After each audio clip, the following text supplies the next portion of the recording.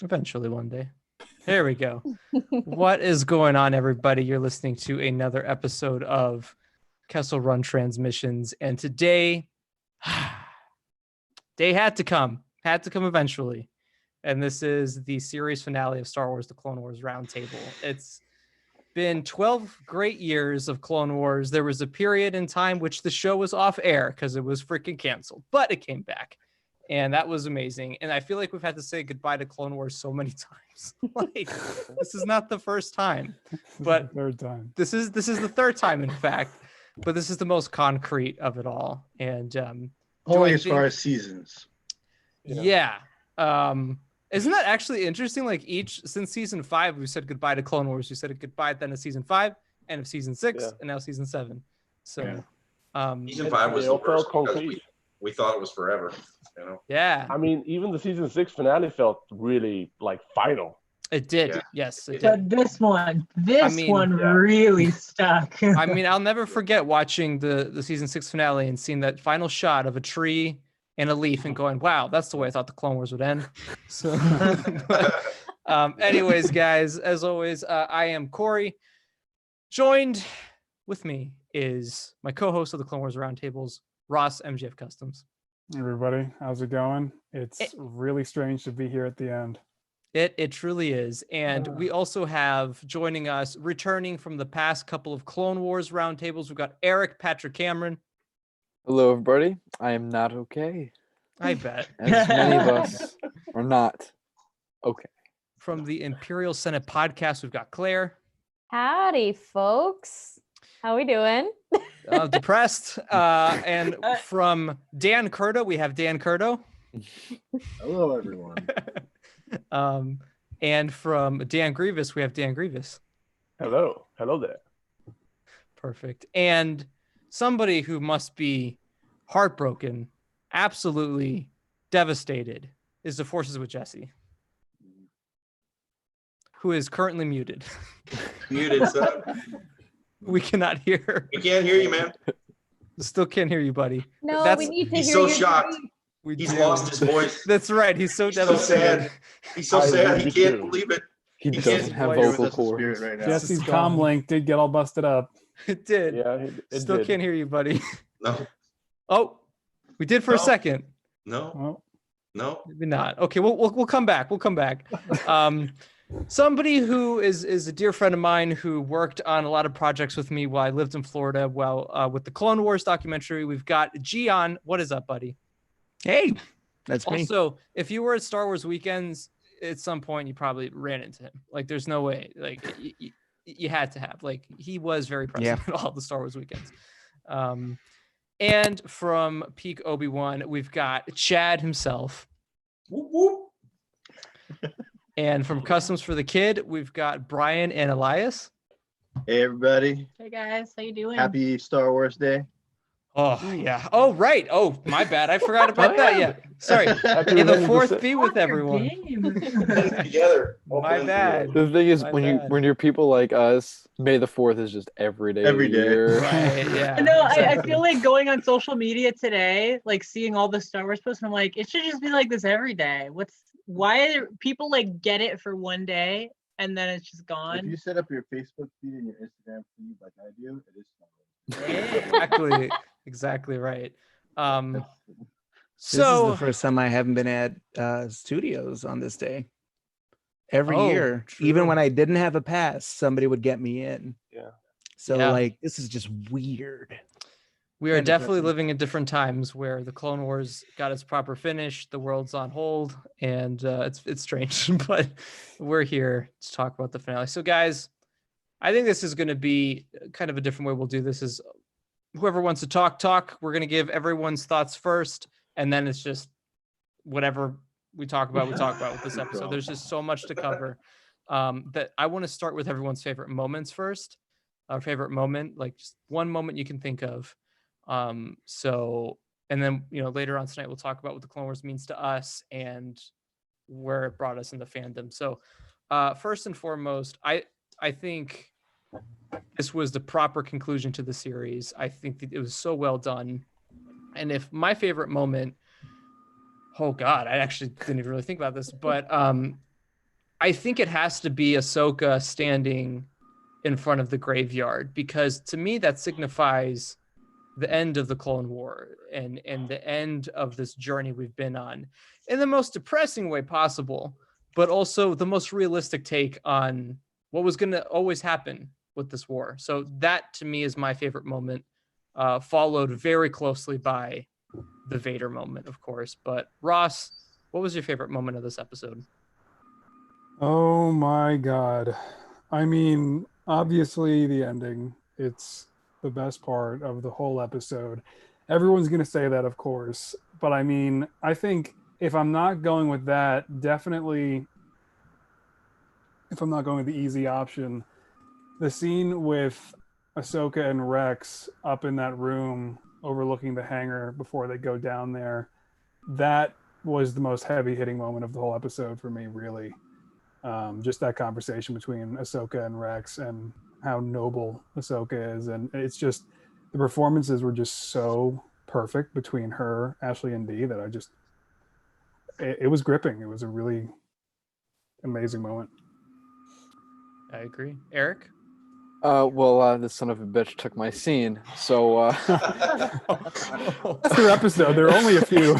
Wow, Eric just got unhinged. it is Don't get triggered, man. He's been waiting this entire time to call Ross out. there are plenty of other things I can go for.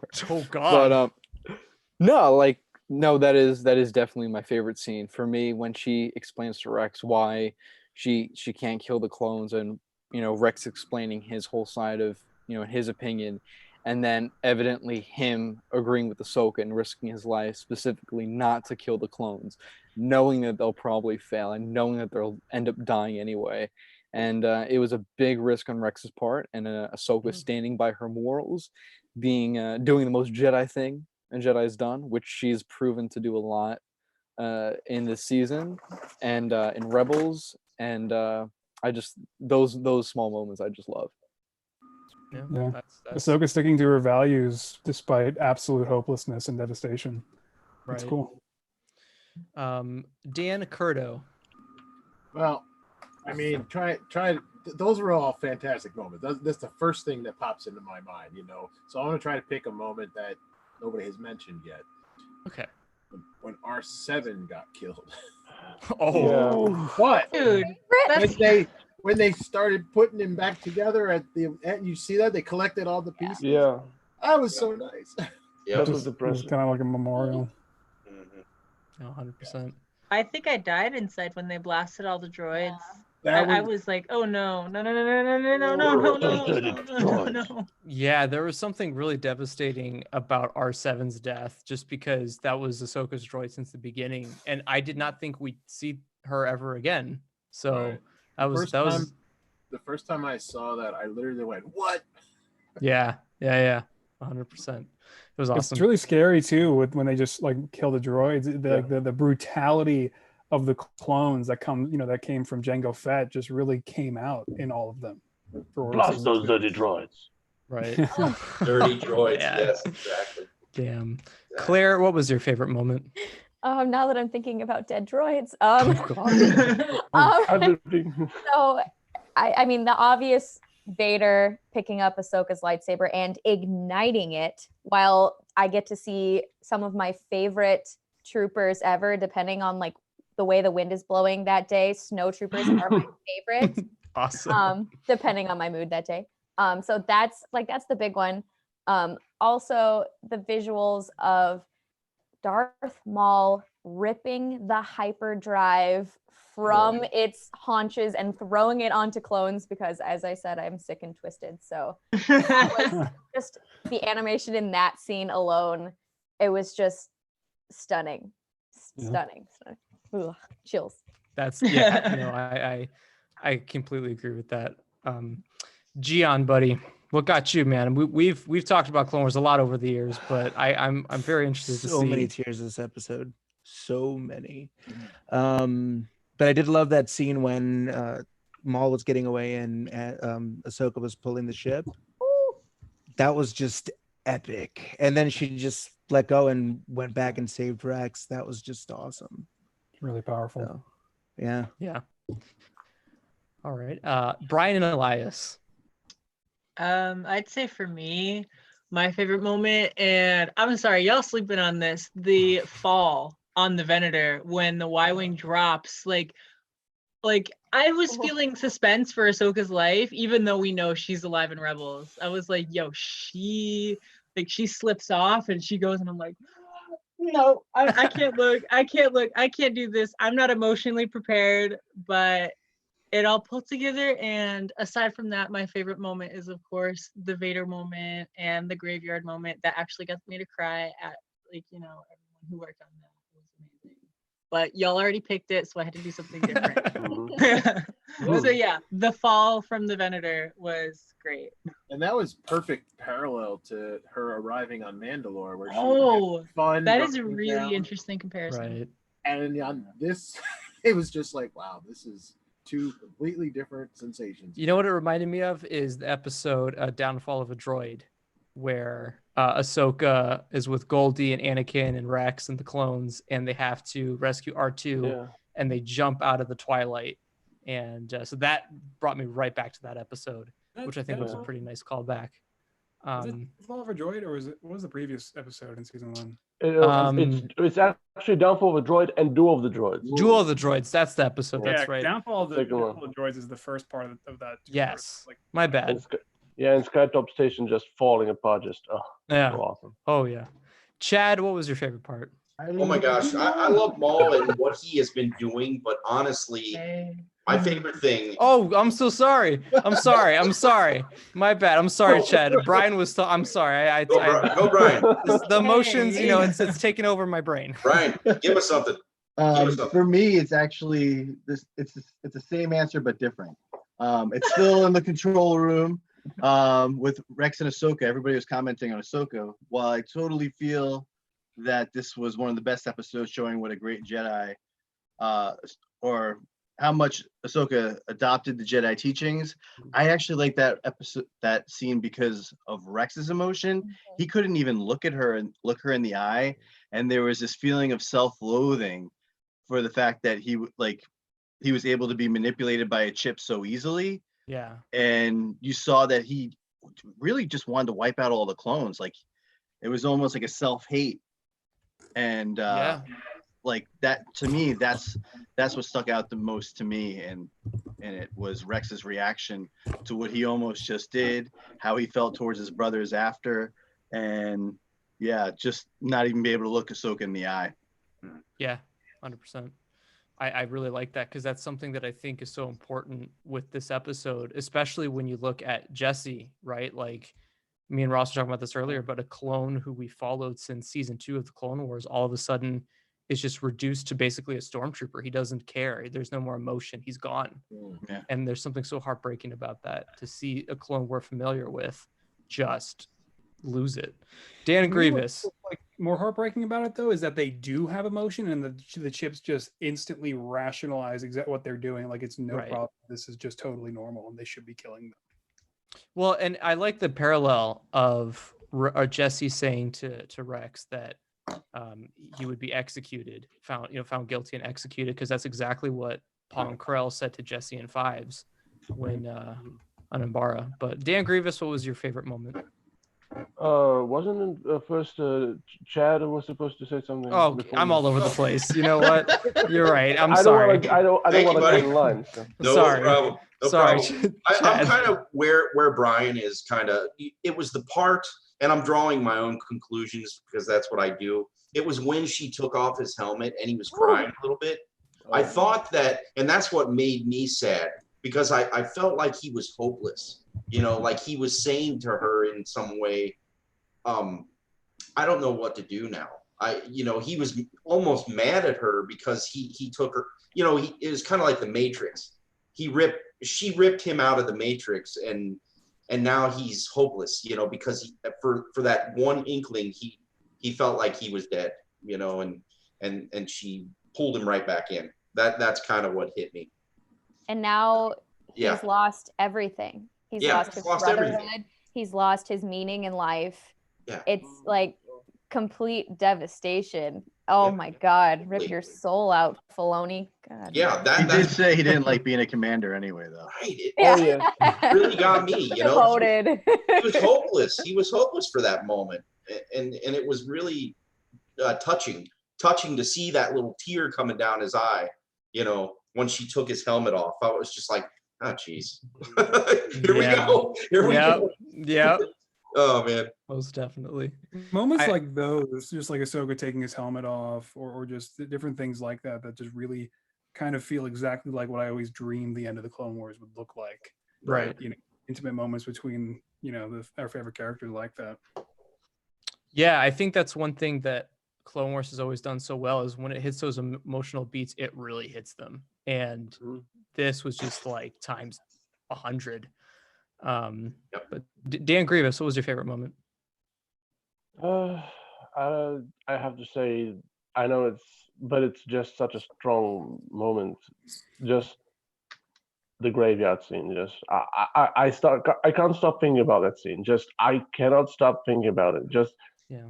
it gives me goosebumps on a personal level as a fan, and we've never seen such a depressing scene in canon in a while. Just none of the films have such a depressing scene. I mean, yeah, there's like Rogue One and stuff like with everybody dying on Scarif, but those graves with the helmets on, just I don't There's know, something just really yeah. impactful about having so And much then- death without seeing so much death.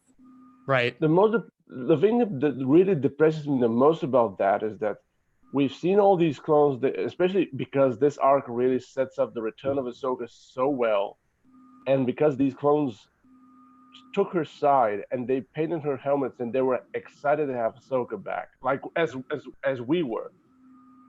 Yeah. And now they're dead for it because they didn't, like, some of these didn't stay on Mandalore, and they died a needless death. They don't even know why they died, I think, because Order 66 brainwashed them, and they just Right. like Rex said, they were willing to go down with the ship just to kill them and execute Order 66. They were that's how twisted this executive order from Palpatine is. Yeah. Yeah. And as a fan, just seeing that wreckage, I don't know, and what follows just is why this ending is so depressing for me, because this is like the Venator represents the end. Just it was an epic sight to see. It was incredible to view for all these years, because we've been with these Venators since 2005, 2003, 4 with the Clone Wars micro series. Yeah. And it ended with that glorious shot of Ahsoka saying goodbye and leaving the lightsaber. Powerful stuff, just very powerful. Yeah. No, I like what you said there. They did die a needless death, and that's what I think is so tragic, especially with Jesse. Is it's like, yeah, they didn't even know. They didn't I think even there's know why. something like so haunting, more so than the actual Order 66 episode with Shattered, about seeing Ahsoka trooper helmets, especially at the graveyard, versus just them going after Ahsoka, because you know, it's one thing when they're still alive and running around wearing the helmets. For me, it didn't really bother me too much, but yeah, the graveyard scene, when what started out as this incredible, you know, like symbol of like a tribute to Ahsoka that led us into one of the most exciting and hopeful and, you know, fantastic Clone Wars episodes in the beginning of the arc, to now being at the end, where it's just this like symbol of like death and decay. Right. It's scary. The ending.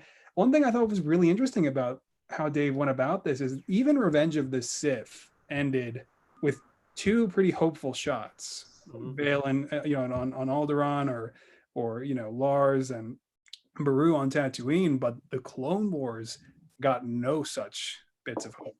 Right.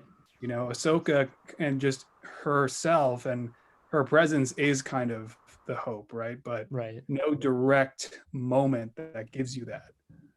I was actually surprised about that they didn't even show, like, the story with the previous episode and this one was very focused on Ahsoka and Rex. And even though we speculated last time about cutaways to other points in the galaxy, we didn't get that. I mean, it would have diluted the season finale, series finale, if they like showed something more powerful, like heavens forbid, the young Jedi dying. But I don't know. It's because Everyone for these The orders Player's face scenes when you wanted just to said see that. those younglings die.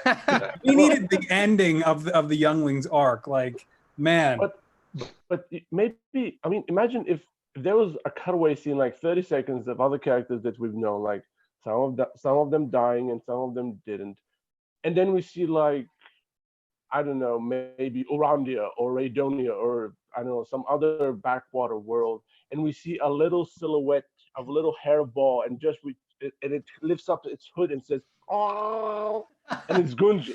I mean, that would have been like uplifting, and would have like a little diluted the depressing goodbye that is the end of the Clone Wars with Vader and all that stuff. Yeah. So I know I have so many mixed feelings and so many emotions right I'm now that actually glad they didn't do that. Same. Yeah, I like the. I This think whole last. series was Ahsoka's story, and they ended Yeah.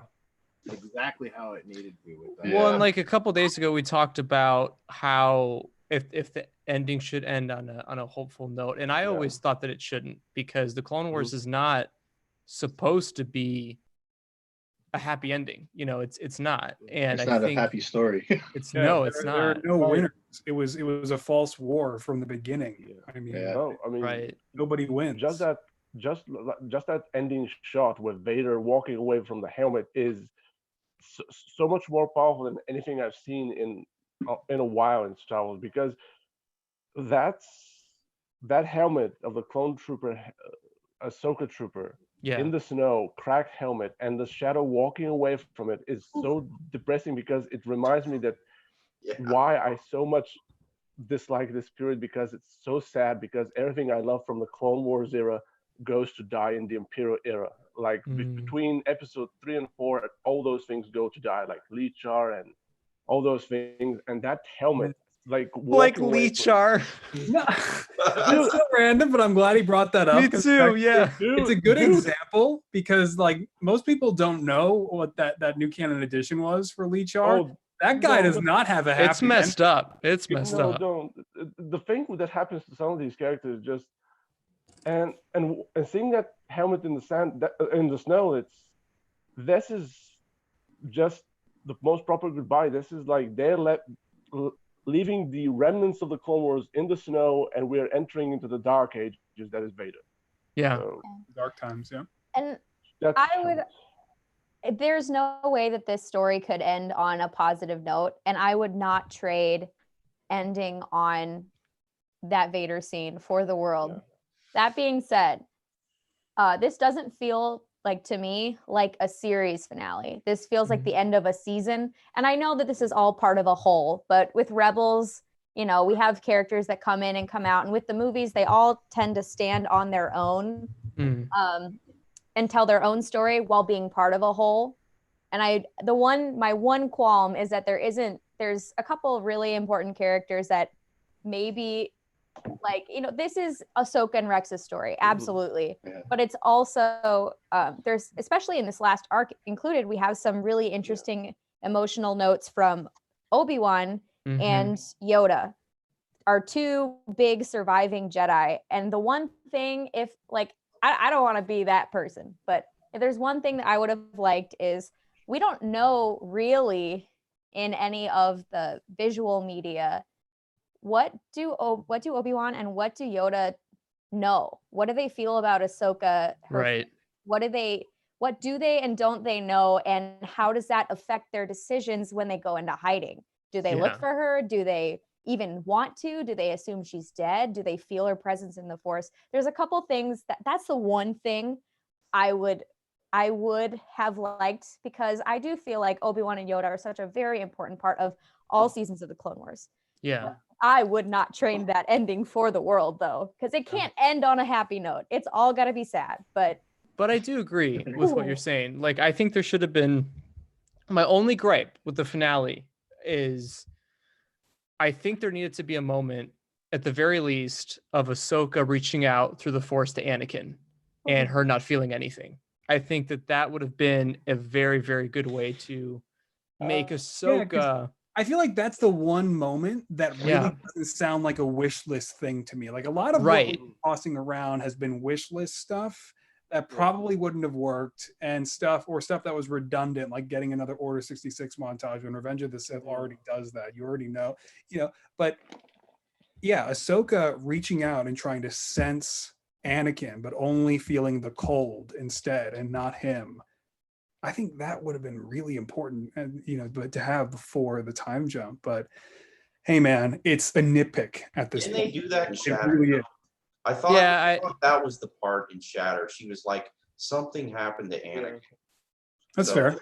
It was subtle. It was subtle, right? Yeah. It was kind of more like I'm concerned about him instead of not feeling anything. Not. Well, I'd feeling also say that I also do agree with what Claire was saying with like Obi-Wan and Yoda. I do wish that we got like a little montage of, I don't know where they would have fit it in, but somehow with Obi-Wan and Yoda, and Maybe somebody else. I even want to name drop Cad Bane and like just characters Yeah. who we've seen Hondo. through the years. Hondo. Hondo, little things man. like that. Hondo, Something Yeah. like the Rebels ending. Yeah. Kind of. I mean, that's the thing. Rebels kind of, the way Rebels ended is influencing how we view the Clone Wars ending, because Yeah. the Rebels ending was so perfect with that epilogue and the voiceover, and seeing like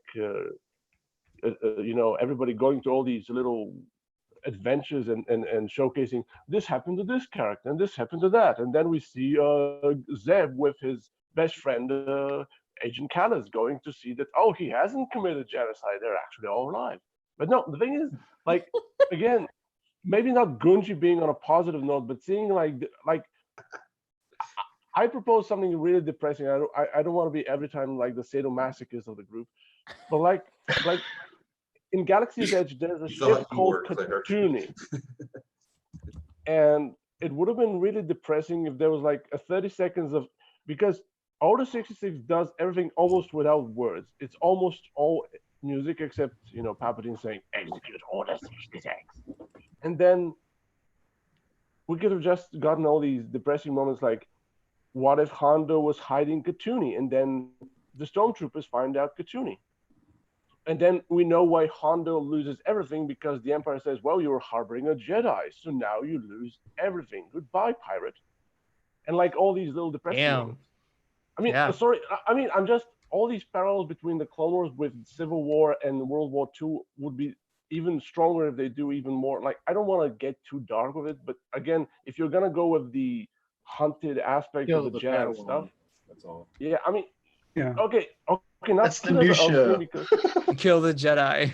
Yeah, I mean, no. Filoni has been always wanting to. He always wanted to do an Order 66. Like, he thought that maybe the Clone Wars would be more like.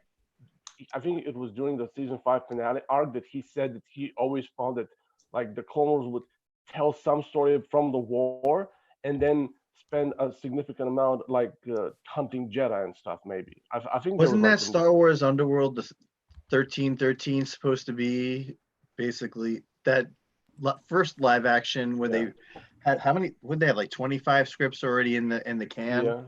Yeah. And it didn't. Yeah, it never came into fruition. But originally it was supposed to be basically during the dark times. Yeah. Well, I mean, like I was telling Ross this yesterday, and he brought up a great title. I think I would love. They're not going to do it, but I would love if the next animated series was called Dark Times, and just saw the Dark Times. I mean, one thing about seeing the animation of Vader and the Stormtroopers is it showed us what Rebels could have looked like. Right. And I think that would be so cool if we saw an animated series with like, all right, so this is totally random, but if Rebels wasn't a thing, this is what I think the next show could have been about. It could have been about Ahsoka and Rex on the run, with also seeing Vader's perspective in the Empire and what he has to do to track her down. And then we could also jump to Obi-Wan on Tatooine and Maul. And like, I can totally see where a show could have gone after this. And I have a feeling if Rebels wasn't a thing, it definitely would have been Rebels. Like, it would have been completely different. I mean, I think there's still a long gap between Rebels and Clone Wars, though, where you still could do that show. They're 14 years, 15 years. You couldn't involve Vader. You couldn't. You could. You could, but he can't know about Ahsoka or Rex. No. You can't involve. Yeah, there are limitations like there are with any prequel series, but I think, Yeah. yeah, man. I mean, I'll never forget in 2013 because I of course wound up not being the biggest Star Wars Rebels fan, but that's okay. Killing me. It's that but I remember in 2013 always thinking about what Star Wars Rebels was going to look like, and I always pictured it looking exactly like what we just got and not like what we did get all those years. Different style, obviously it wasn't for me, but Different budget.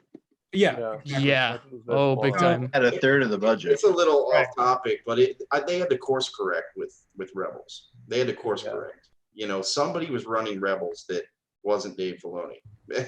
And he came in and course corrected and made it better. Well, Simon Kinberg was really involved in the beginning, and I have not been the biggest fan of his work, especially with Doc Phoenix and stuff. And the other guy too. The one from Gargoyles? Yes. Oh, yeah. You know, and that's just this is a whole other can of worms, you know. But they did I don't know. Course correct. I get what you guys are saying. You know, it wasn't quite. You know, when it first started, you know, the whole intro with Rebels, not to get off topic, was the Jedi will rise, and you're like, what? Question mark. What? Yeah, that was why is the Jedi gonna rise during the dark times? It doesn't make any sense. You know, so they had to course correct. But I get what you're saying, Ross. Rebels was kind of the end of the dark times, though. It was kind of like when you were getting closer to that balance, where the Resistance started having some strength to it. They at the end, the Rebels were able to take over Lothal, and shortly after, then they destroy the Death Star, and like there are 14 years where there's so much things that are, especially because we didn't get that montage, and there are so many loose ends that there could be at least 3 or 4 seasons of animation about the young Jedi, about Barriss, about there could be. There could very well be. Yeah, I mean, I kind of like that they left everything so open-ended because they did. They just made it feel like there's so many stories you want to hear by the end of this. Yeah, I mean, they could have like the special edition movies or something like that. Yeah, I mean, like you think about Solo, a Star Wars story, you could get Dark Disciple, a Clone Wars story, or Son of Dathomir, a Clone Wars story. Or please, I'd love a Clone Wars story label. Let's get back. Why do you even? It's like the seasons are over, but we still have like stories, you know.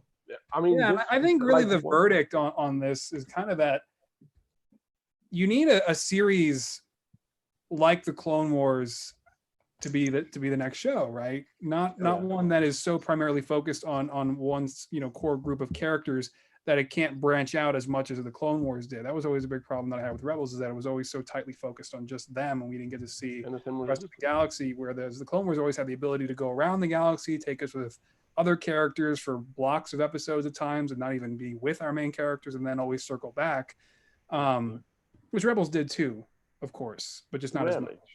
Yeah. Do you bring back old characters? How do you do that though? Well, I'm saying that you can do it at any point in the Star Wars timeline. So whether that's right after Revenge of the Sith, or whether that's right after Return of the Jedi, there's still so many gaps in the central Skywalker saga timeline where you can have a whole new series. I mean, just look at the Clone Wars. I mean, it takes place over only 3 years, and look at how much they accomplished in just the story that takes place over just those 3 years. Yeah, it jumps around a lot. Just think about the Cad Bane arc. I mean, I'm sad that we didn't see that in a lot of other ones. Right. But that arc, from the conception, from what we've heard about the arc itself, if they remove a little nods here and there from something, it could span from the Clone Wars into the Dark Times, because it doesn't have to revolve. It's the important part is that Cad Bane is training Boba Fett to be the next best thing. So that doesn't mean that it has to take all its premise needs to take place during the Clone Wars. I mean, that's one of the arcs that could survive this whole situation and become something else after the Clone Wars has ended. But for instance, like, one thing that, like, when you guys mentioned the falling of the Venator, I immediately was reminded of that arc that we could have gotten about the pilots versus the troopers. That was a Top Gun inspired story. because that would have been nicely explained why Rex is such a good pilot and survived such an incredible flight. Yeah, he was in a And would have flat been- spin, wasn't he? Yeah, he was in that. I mean, and that would have been a nice like it. I could see like 30 minutes of that story being explained, and then between the Martez sisters arc and the series finale, we could have seen that little one episode to show us. I mean, a little fun, like because Dave only likes to do that, like goes from really dark and depressing stuff, have little moment of levity, and then go to the depressing stuff. And then we could have a space volleyball scene. Yeah, Y'all are laughing. I'm being serious. So it's like Kevin That's Connor how they danger roll zone. with that. No shirts, all sweaty. Jesse, you popped in. I just Does your realized sound that- work, Jesse? Say I something. hope so. Yes, we can Yes. hear you. Nice. All right, Technology Jesse. got the better at me before. Tell It's me. that southern hemisphere that I'm having to break through. No worries, dude. All right, Jesse. I'm really curious to know. How are you? I'm doing okay. Yeah, that moment with the pan across, like I knew it was coming before I saw it. Yeah, that hit me pretty hard. But at the same time, it symbolized so much for the series, being that the fact that Jesse has a Republic symbol on his head, Right. it almost symbolized like the death of the Republic at the same time as just his death in general. Yep. So it was pretty impactful in that way. Damn, yeah, that's a yeah. Yeah. But yeah, that probably hit me the hardest out of the whole episode. But there were some incredible moments in the whole thing. So, but Yeah, I think the whole ending was just filled with so much symbolism. I mean, intentionally so.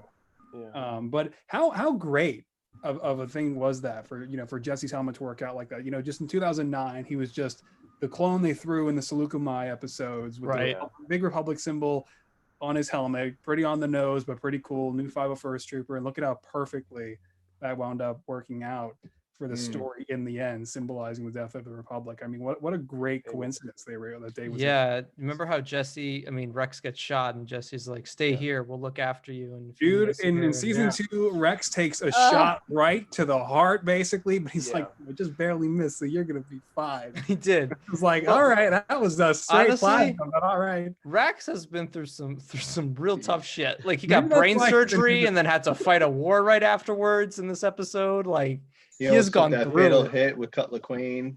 Yeah. Yes. Yep. He's gone through it. All right. So I think one of the things I've seen people talk about is the length of the episode. So I think the way the series finale really should be viewed is with Shattered and this one. I think that's the perfect kind of. That's what I just did before the show. Yeah, no, honestly, because Shattered kind of ended very abruptly. So I think that more than likely those two were supposed to be sort of the proper hour finale or 45-minute finale. Yeah. It's like the Siege of Mandalore had to be. You have to either watch it as like just straight through or in two halves. Yeah, exactly. The first half obviously being the Siege of Mandalore, and then the second Right. half is Order 66. It was very strange rewatching just the single episode because the first time I saw it, I watched the entire 4-episode arc. So then going back on a rewatch, just doing the one episode, it felt very strange. But yeah, if you watch all, I mean, I haven't done the 2 and 2, but if you do all 4, it's like watching a movie. It's amazing. I Oh, think yeah. I actually Yeah. edited them all Yeah. together yesterday, so I'm looking forward to sitting down and watching it as a whole. it's really something special. For the first time I watched all 4 together today, and it was like I see exactly what like Sam Witwer was talking about when he tweeted out recently how this had to be viewed as a movie because it really is. And also we gotta applaud Kevin Kiner's phenomenal soundtrack for this for this whole arc. Wild. Shattered is amazing. the It's whole still my series. favorite episode. It Oh, has same, the best same. music. Best music. Same. You were talking about Jesse was talking about how his mask was the symbol of the end of the war. Was that Rex's theme that we heard right at the beginning of Shattered? It was almost like The it was clone almost theme. like we Yeah. heard the theme of the Clone Wars for the last time, Yes. and then it went into all that Blade Runner stuff. Yeah, It was actually. like, Yeah. whoa, Yeah. whoa, so deep. That's my favorite episode. Aside from everything, it was just so great. I couldn't believe how much Kevin Kiner and his sons like really brought it for this. Man, I man, like he kind of teased it to us when we talked to him, but I was like, man, he really. I mean, of course, couldn't say anything, but just if we had known just how incredible. I'm really curious. Does anybody know what track was actually playing when Ahsoka removed Rex's helmet and talked to him that like I'm not gonna kill those clones? There was like that quick, like that depressing hum. I can't even. I've heard this theme before. I can't place it. Which track is that? It's like it sounds really familiar. All the tracks went up, so you can definitely comb through them now. I definitely found them like. It's like reminds something from Jedi Fallen Order or something. I don't bring up that. It's in a previous episode of the Clone Wars. I know exactly what you're talking about, and I hear it in my head right now, and I'm thinking of the episode. Which it was something really depressing, but I'm not sure. Yeah, I know exactly what you're talking, dude. I have it. Sorry. Dude, it's gonna get me the whole time. What was it? He's not gonna I know it. I got it. I got it. Corey's It's when Khalifa dies by the Tradoshians shooting her. That scene. They use a little bit of that in there. Khalifa from Padawan Lost. Man, what a fake Star Wars fan. Trandoshians. Khalifa, is that what you said? I said Khalifa. Khalifa. I misheard. Yeah, you misheard, Ross. She was awesome. Pronunciation is difficult for Corey. Oh man. I always give Corey shit. It's fine. Those Force Jedi, yeah, Khalifa and those Sarayan Jedi, they were bye. Wow, yeah, they definitely were. Yeah, so that's where it's from. But honestly, the way that this episode started with Anakin's dark deeds. Dude, come on. Okay, that was not Anakin's dark deed. Sorry to be that guy. That was the Qui-Gon's funeral. That's Qui-Gon's funeral. It had bits of like the hum of Anakin's dark deeds. Yeah, it had everything in there. It was like Padme's funeral. Yeah, when she died, like Anakin's dark deeds. Like you said, Qui-Gon. But primarily Padme's funeral, I think. Yeah. I mean, well, when he walks in, well, actually, they had the little hum as he walks into the temple when he kills the kids. Like right in that moment, you heard that little beat. So I'm like, he's doing that right now. This is awful. Like here's one for you. This is a deep cut for us older folks. You know, I was hearing Goonies every time they found like a key facet of the mysteries. You know, when they found out about fives, when Darth Maul found out about the overall plan, you hear this. Dong, dong, dong. Yeah. It was wonderful. It was wonderful. It was so good. I just watched Goonies last week. I know. You hear that little what is that little xylophone? Ding ding dong dong. It was like, oh my God, they're figuring out little pieces of the mystery, you know. That was my favorite part in Shattered with Maul, you know. He's figuring things out. He's going, brilliant. This is brilliant. I love it. Oh yeah. Speaking of Maul, so these last two episodes have been Maul's greatest episodes. I mean, I think there's something so awesome about seeing a Force wielder just go through people with the Force. Like he doesn't need a lightsaber. He doesn't need anything else. He's not using Force lightning, none of that. He is just using all of this pent up anger. And I love the transition from Maul being totally unfocused in the first two episodes because he's so anxious about Order 66 and not knowing what it entails. And then these last two episodes were, especially this one, where he's a lot more focused, and that's why he's able to think clearly. Yeah. And also totally just check somebody with a clone helmet. Yeah. Oh yeah. And before I forget, because I know I'll forget it, when Ahsoka charges at him and swings her lightsaber, she tries going for his neck, and there's a shot. He goes. Yes, he checks. Because he's like, did she get me? And then he runs away. And he screams. He goes, wah! I mean, he says to her, he goes, "You wanted chaos? Ta-da!" Here I am. Exactly. Right. That was such a cool touch, though, because like he knows how capable and how powerful Ahsoka is, and that she could have gotten him without closing the game. Yeah. If he didn't cause that chaos, they would have arrived Coruscant, and it would have been all over. Yeah. Oh yeah, no, I think I love how in Rebels Maul says to Ahsoka, "Running away again, Lady Tano," and he's the one who just dipped. Took off. Yeah. Like, let's not forget who actually took off. Well, that's why it's more insulting because It is. like he knows how to insult people. It's like even though he Yeah. gets insulted very well because he meets like the likes of Kenobi who knows how to sass and annoy. But he's been dueling with Ventress for how many years? You learn from the best, you know. Right. Yeah. Oh yes. The thing is, with this episode and the previous one, Dave Filoni compared to previous seasons, especially the previous 5, not like the previous one, but this especially, Dave Filoni has brought his way of dealing with the Force in Rebels into the Clone Wars. Because during the Clone Wars, George Lucas and Dave Filoni were treating the Force as a weapon.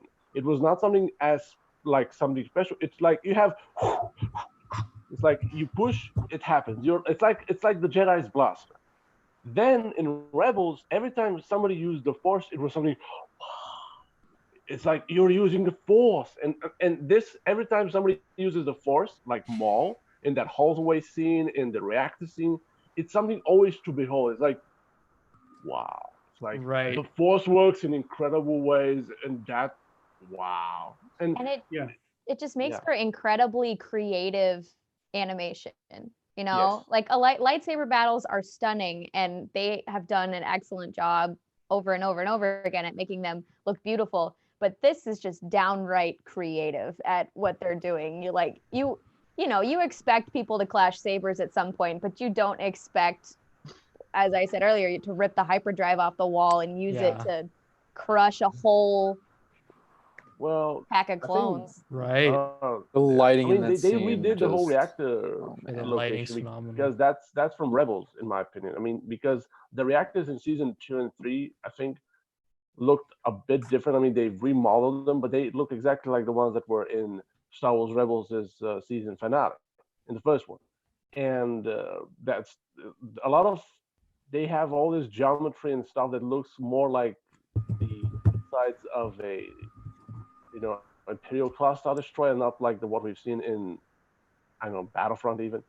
So I don't know. It's really interesting to see all these assets, like especially like in the Martis Sisters arc and this arc, we see all these geometries, assets, CG characters that we've seen in Rebels in their first episode and season, and now we're seeing them in the Clone Wars and say, aha, so that's where that was meant to be. Oh, right.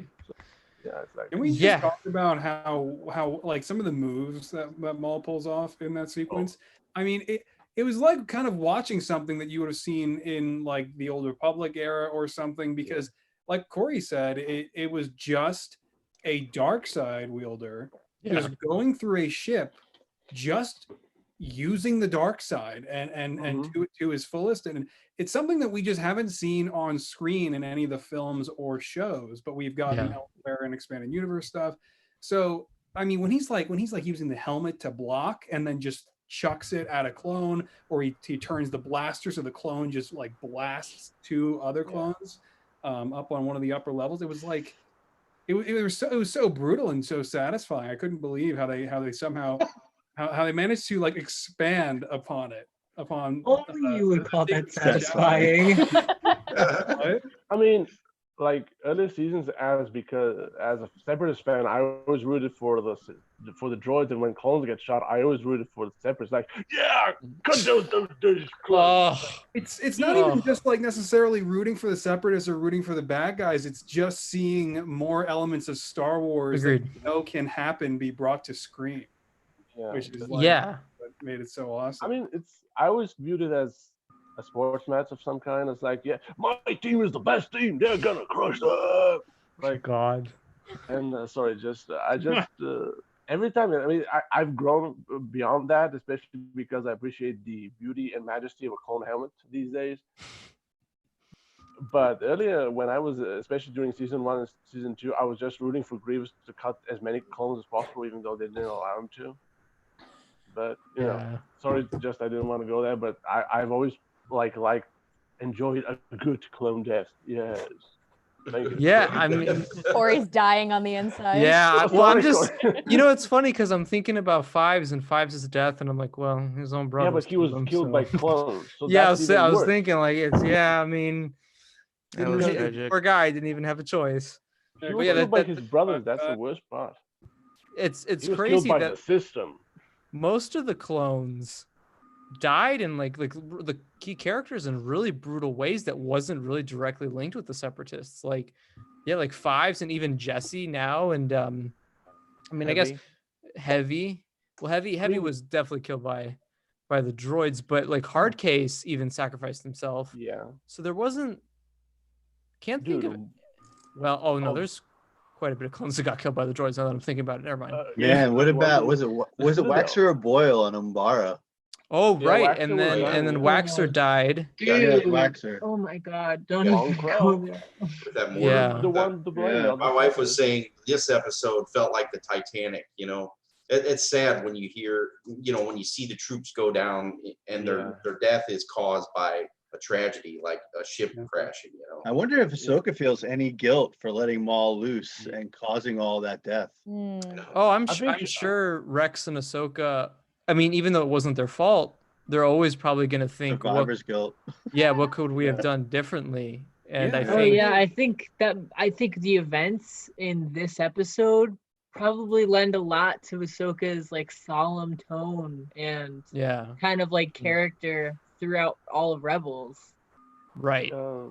Yeah, I mean, the whole thing is that this, like, not only Survivor's Guild, which is a very depressing thing, but the whole thing with these troopers with her helmet, with her, like, the paint job on their helmets, the Ahsoka troopers, that will always remind her that they died because of me. Okay, not because of me, but in a way, everything that happened in the last 2 episodes happened because of Ahsoka. She did everything to survive, but in the process, they all died, even though There would be no troopers on Mandalore without her requesting help from the Jedi. None of those troops would be there. Does anyone think that Palpatine would still have wanted her dead if she didn't come back and get involved with Mandalore? Would she have still been involved in Order 66 if she fell off the face of the earth? If she wouldn't be involved directly, I think that the Inquisitors have her on the hit list. Yeah. Up high. I mean, I brought up Eth Koth, like I think last episode, the one before that, where it was like the dude got kicked off the council and just went off to go be a priest and live a life by himself, and they still came and killed him. I mean, like the Order 66 doesn't matter if you're a Jedi or not. I mean, there's a moment again in that very cheerful Mon Cala arc from the comics where, like, Perrin Parr, the fallen Jedi, who I always thought was gonna be something more important, except he was just a Stacey Thin knockoff because he's an extortion. They could have just put anybody there who would have been more impactful, but never mind. And he executes Order 66 on the Inquisitors, and he shoots the 10th brother who betrayed. Well, okay, he was kind of falling to the dark side in the Mace's comic from a few years back. And they execute the Inquisitors, at least some of them, and partially wound one of them. So it doesn't matter if you. No, if you have ever been a Jedi, you're dead. Like that's again something dark with real world history. If you've ever been associated with somebody, it's like a black mark. So if you've been a Jedi, you're gone. You're dead. It's like the Empire. It doesn't matter. It's like you're gonna die. It's guilty by association. Yeah, and even just think of the Children of the Force episodes. Like you're hunting down babies, and they don't even know what they're doing yet. So. Right, and Sidious even says like if the brain surgery fails, whatever they're going to do, he loses nothing. So he doesn't even care if the babies died. Which, by the way, are some of the cutest babies in all of Star Wars. I just want to point that out. Like before, baby. Yes, before Baby Yoda was a thing, there was Baby Kit Fisto, who is just Baby Charlie. The baby Gungan, yes. And the baby Gungan, the divine little creatures. Who was the other one? It was the Rodian. The Rodian. Oh, the Rodian. I love the Rodian baby. Yes. Oh. Yes. The Rodian, the baby Rodian is. They were first, long before Baby Yoda. Yes. How long does everybody think Vader showed up at the Venator crash site? Right. Oh, I have a theory. Because when you see the panning, like the big shot of the Venator, like, and you see the little Y-wing, and then you see Ahsoka. You see the front end of the Venator, like it's banged up, it's destroyed, it crashed, of course, like the one on Vancor during season 2. But when you see Vader, parts of the metal of that same crash have been chipped away and destroyed. So that's enough time for nature to take its course to reduce metal and remove it. So. Oh wow. So damn, that's my you did your research. Jeez. Thank you. I think it's a long David's period of gonna time. be like, wow, Yeah. we Yeah. weren't thinking about Man, that. we got I Bill thought Nye the that Science Yoda- Guy on here You tonight. know what I think Thank it you. is? It's actually, he figures out that she lived, the apprentice lives in That's Rebels, kind of and that's when he goes down there. I thought They're not that's going to what send you an would- Inquisitor. He's going to send Vader Hmm. because he knows that that's probably where she went, and it was right after that. So I think it was quite a long time. So you Yeah, think it was Rebels like a time long period time. then? Yes, I do. I Like thought a it long was like time, but definitely before Rebels. I thought it was a little Yeah. earlier, maybe like in the Jedi Fallen Order sort of Sure. era. Sure. Yeah. Could be. That Yeah, is getting an update. I think the, Yeah, but the then, biggest then he's walking away thinking that she is dead because Yeah, he thought she was dead prior to Rebels. right. Yeah, because like if- the book, but not like the book. Well, Yeah. I think the book is gonna be the first non-canon material by then. Yep. Oh, I mean, yeah, they man, there are just just too need many. to come out and just say it. I've seen a Yep. lot of people pass off all the discrepancies created by Siege of Mandalore with that book as, you should probably let that go or not read No. too far into it. It's like, well, hold on. No. This is Star Wars explained backpedaling. I mean, because it's like, okay, I'm not trying to put something down, but sometimes discrepancies do interfere with enjoyment of something that you've seen, especially if that's Yeah, a book that and- was touted for years. That's why canon is also important, because you're reading a story or you're watching a movie or a show, and then something comes later down the line, especially after Disney is obviously taking over Star Wars, and then it's being overwritten, and you're like, oh well, what I enjoyed a couple of years ago suddenly doesn't matter, and then it's like, what does matter? And so it's obviously you can let that go, and I understand that, but when you have discrepancies like as bad as these, it's like, okay. Yeah, but like that's the thing. Well, I think something important, just real quick, to note is when they wrote the Ahsoka book, and you Yeah. can even tell in every Clone Wars panel, Yeah. there was no chance that this was ever going to happen. Like Right. Dave and the cast and the crew were always like, this Clone Wars is done. It's never coming back. Everyone had, Ashley said this on the podcast I did with her a couple days ago, and I felt the same way, where she said that there are many things in her life that she always felt like there could be hope for, but Clone Wars, when it ended, was always something she thought it was done. It was never coming back. And yeah, that was so depressing. I think that what they did is they took the opportunity to go, okay, do we want this story to follow what we did in that book, or could we do it better? And I think they ultimately chose we could do it better. And I think the only thing that I like about that book versus one thing that should have been here is in the book, Ahsoka does actually reach out to Anakin through the Force and feels nothing. So that's the only thing I would include. But do you feel like when she was right before she dropped that lightsaber, she did reach out into the Force? Maybe someday, just a little bit before, and then decided I'm not feeling anything, and then going through whatever feeling she has about the Venator, and then just decides to drop the lightsaber. I mean, yeah, you Needed can to be kind more of a visual cue for the viewer too. Like if they were going to say that's what happened, they need to show it a lot more than they did. Yeah, more yeah, clearly than I they did. think. Oh no, I was just gonna say, I think that also, if she was to believe any scrap of what Maul has told her, that Anakin could potentially be on that side, reaching out to the Force, be a like reaching danger. out to him through the Force, is a danger to her own safety and to Rex's safety. Yeah, So agreed. it could be a giant blaring neon, hey, Liability. come find me. Right. Yeah. I think that's something the Jedi obviously stopped doing. They really weren't. I mean, you're right. They really weren't reaching out through the Force, because that would probably, create a Force signature that they're not looking to send out. Basically, That's why they use a code. Like Yeah. that's something that, like that makes the code in Revenge of the Sith even better, because these spiritual people are using codes and like things like Morse code or something. It's like, So then, at least getting Obi-Wan's message would have been nice. But Yeah, I mean, Yeah. do you think it would have been too much to have that message as the end or something? No, I don't think it No. would have been too much. I think if you just maybe did it like if you play, I think the perfect place to maybe put that would have been like maybe like Rex is playing it over by the Y-wing when she's over by the helmets. Just very subtly, very quickly. Maybe he turns it off. We just, know it's there though.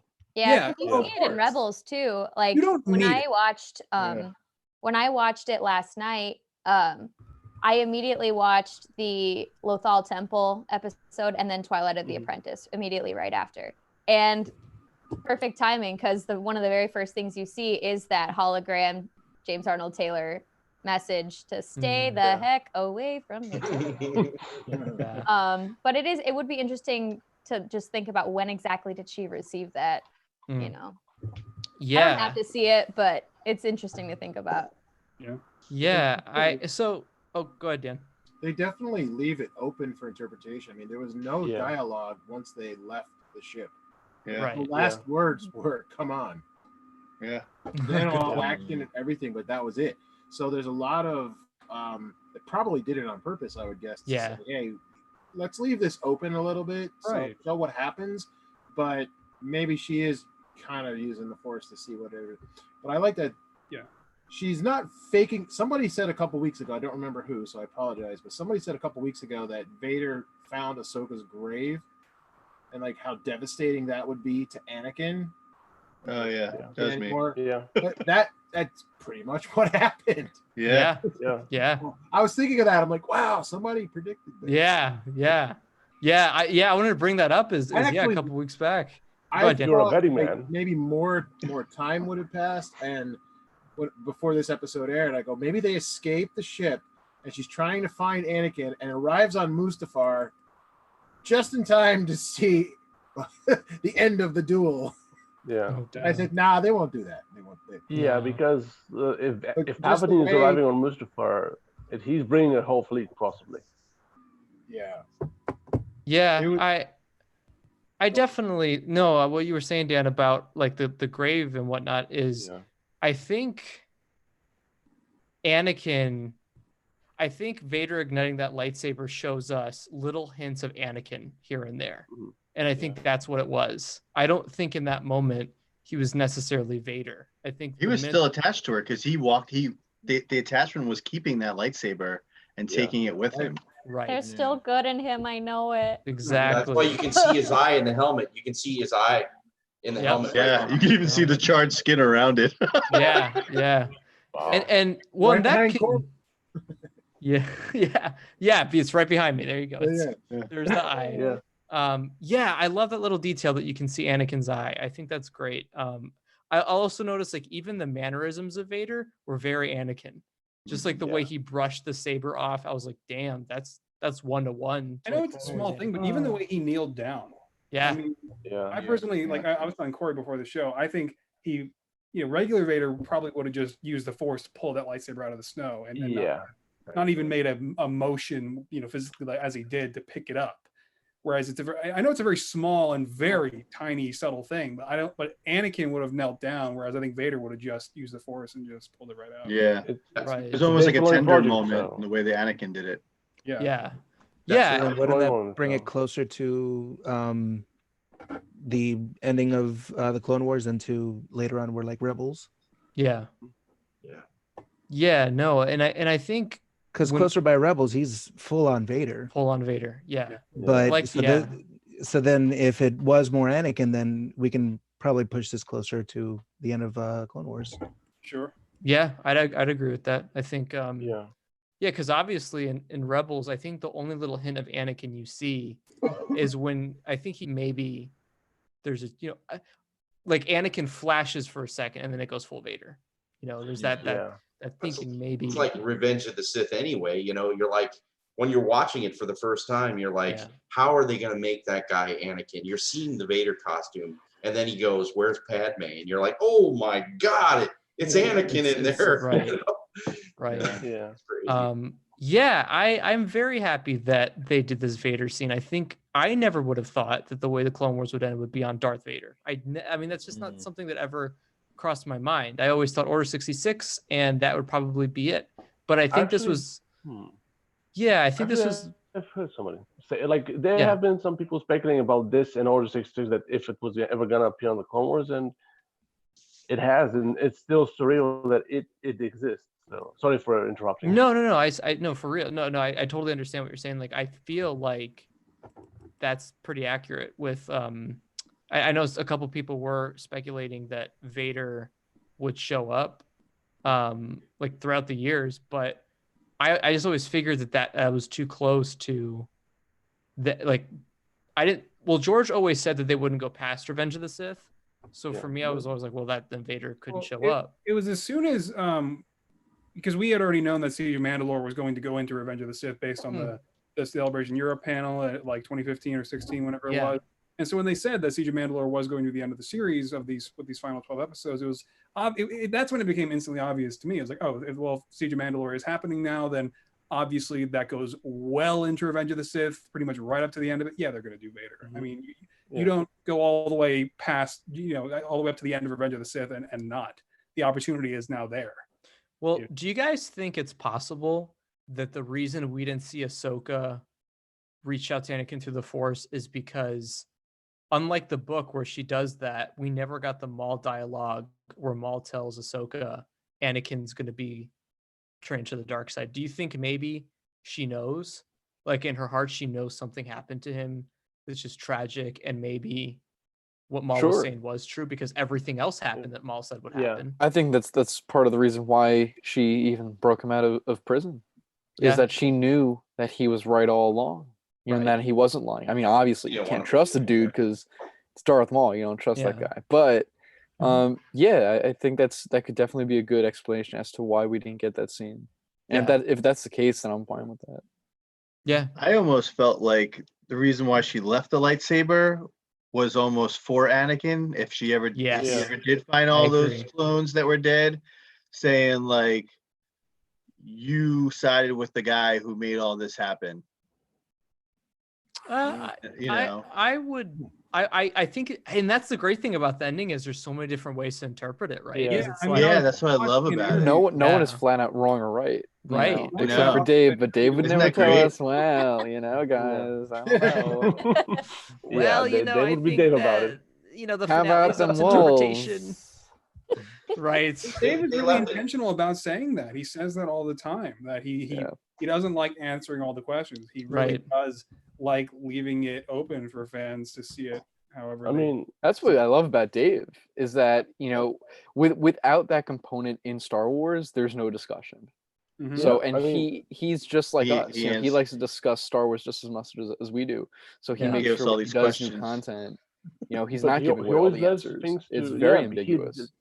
He never this is the beauty of a Dave Filoni project, because even in Rebels, during the ending of the Malachor duology, basically, there was again a Vader walking away and a convoy just like flying above him. That owl, man. I was telling Corey earlier today, I bet that owl, every time he sees the damn owl, he's walking out of Malachor next, there's the damn owl, and he's like, that effing bird. Every time I fight Ahsoka, it just never stops. Anytime he loses a light side user, especially Ahsoka, there's just a damn bird. Man, I wish I was into some Force lightning right now, because then I could get that bird out of the sky. He can't do Force lightning, right? Because of the robot limb. Yeah, he can't. Right. He can't do it. Yeah. Honestly, if I was Vader and I saw the bird again on Malachor, I would have just stopped for a second and turned around and done anything. That was actually the last custom I did was Morai. Oh, nice. It's cool. That's not. Oh wow. Corey, I'm reporting you to. You what? Reporting you to PETA. Like on Lothal. Imagine if Vader was on Lothal at the end of Rebels, and he's just like, "Oh great, now there are freaking wolves." It's like, first we got birds, now we got wolves. Is this just what every time? I mean, in new canon, it's like Vader and the Inquisitors don't kill many Jedi. They always get away with some kind of freaking Force animal that just saves them. It's like, it's a recurring issue that they face. Think about the whales. The whales. Yeah. Oh god, the birds, whales. It just doesn't stop. So I personally love the Purgil more than the wolves, because I don't like dogs that much. I mean, like especially. Sorry, just sorry for saying that, but I don't know. It's always some animal that defeats the dark side, and maybe that's a broader message from Dave Filoni as some animal protection fan or something. I don't know. It's like that's. Dave Filoni is PETA, and he's coming for Is PETA, right? I mean, no, he's the light side PETA because Dave Filoni actually does some meaningful things about like bringing attention to wolves and like making them awesome. And okay, kind of awesome. I don't like wolves. They scare me. Dan. Okay, dude. Filoni is like clutching his heart Dude. somewhere. I'm the opposite. The I'm all separatists about were wolves. right. F Dude. dogs. I mean, just I'm like making a loath wolf now. I Well, will say this. I No like cats. animal is inherently good. No animal is inherently evil. They are all a part of the living force, and Yes, thank you. it's There we the go. circumstances that can change them from good to evil and survival. And there you go. Yeah. There's my I'm Jedi a cat Force. person. I don't. Sorry, just I know Dave loves wolves. I respect his love of wolves. Dude, Dave That's already like my- thumbs down this video. Like he already thumbs it down. He We're already done. blocked. He already blocked us. He blocked all of us on Twitter. This is how it is now. But Count Dooku Sorry. does like, approve well, of your that's cat. nice. My cat died. Just like We have an appearance by Look at that Count view. Dooku, the proper Count Dooku, the good Count Dooku. That's right. Look at Okay. him play with the wire. Who's alive? And his head is He's intact. Yes. Oh my God. exactly. We definitely cover his eyes every time that comes on. No, we're not gonna. I think cover it's it. like Dan said earlier, it's open-ended, you know. I Yeah. think this leads into a future that's bright, you know. I agree. Not For necessarily storytelling. Yeah, for storytelling, you know, not necessarily bright, you know, it could be the dark times. You know, I was Yeah. just And that's congratulating what I really Dave. liked about the end of Rebel season 2. It was Yeah. like it was how much of that was open to interpretation before we started getting answers around the end of the series. Right. Like when I like Ahsoka those. was pulled through time and space. Right. I think if we end up getting that Dr. Aphra show, we're gonna get a little bit of dark times with that show if it does happen. If that's Yeah. the female centric show that they're talking about. I could see that. Yeah, that'd be cool. And even animation, they could go so many different ways with animation. They may have to They with still COVID. need to make Yeah. animated shows, you know. It was, I really. Oh, go ahead, Dan. it was funny because there was sometimes I was watching this I forgot it was an animated show. It was just that fucking good. Yeah. Mhm. Now, I agree. Stormtroopers Like, look this is really not good. your Snow. normal cartoon that Snow. I grew up with. Yeah. This is- Right. I know, right? This is feature film quality. That's why it always confuses me when you kind of have some of the fan base going like, "Oh, it's for watch the damn thing." Just It ain't wa- for kids, man. Yeah. watch the damn thing. I hate It's Now, when you're, I hate when you're when mentally crashing honing on in the on the planet. story, It's for kids when adults can't even handle us. Man, Like, I come posted a on. video this week, 20 minutes. It was like 20 to 22 minutes of every death in the Clone Wars. Really? And some of them are just brutal. And I just posted it up saying like, hey, for all those people who say this is a kid's show, No, you know, here's every death in the Clone Wars. You sit through this just a little bit, you're gonna realize this is not a kid's show. For me, All I of you think need to develop a drinking problem. Watch this. second that It's the Ventress worst. killed and kissed that dude was like but- it for Oh, me. that was my Yeah. queen. Oh, brutal. amazing. There was a video like that where they show all of Anakin getting electrocuted. You know, all the I love times that that one. Anakin, and I get sad. I'm serious. I get sad because I'm sitting there seeing how many times he gets electrocuted. It's Brutalized. supposed to be comical, but it's really sad because you think about Darth Vader in Return of the Jedi, and you're just like, oh my God, this damn, he's getting zapped again. zapped up kid. You're worried about animals flying in the background. You know, this guy's getting zapped all the time. It was like Zapped comic until the relief. bitter in the Clone end. Wars. Comic Yeah, relief. well, one again, too many.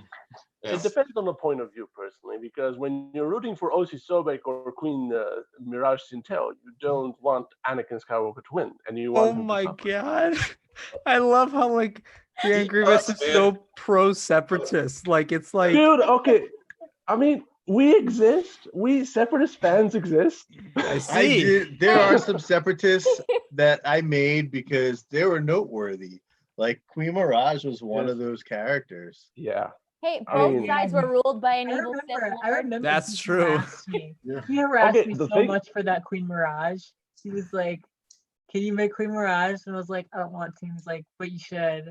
And I was like, but I don't want to. And I was like, all right, I feel like customizing today. It's like, oh, you do? Then make Queen Mirage. And I was like, God damn it, fine. But she turned out beautifully, so kudos. It did.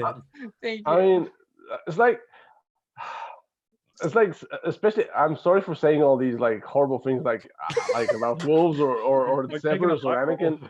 Like, so I mean, yes, I would like to express my deepest apologies to Dave Filoni and to any Anakin fan who's watching, because I know there are a lot of Anakin Sky Guy fans.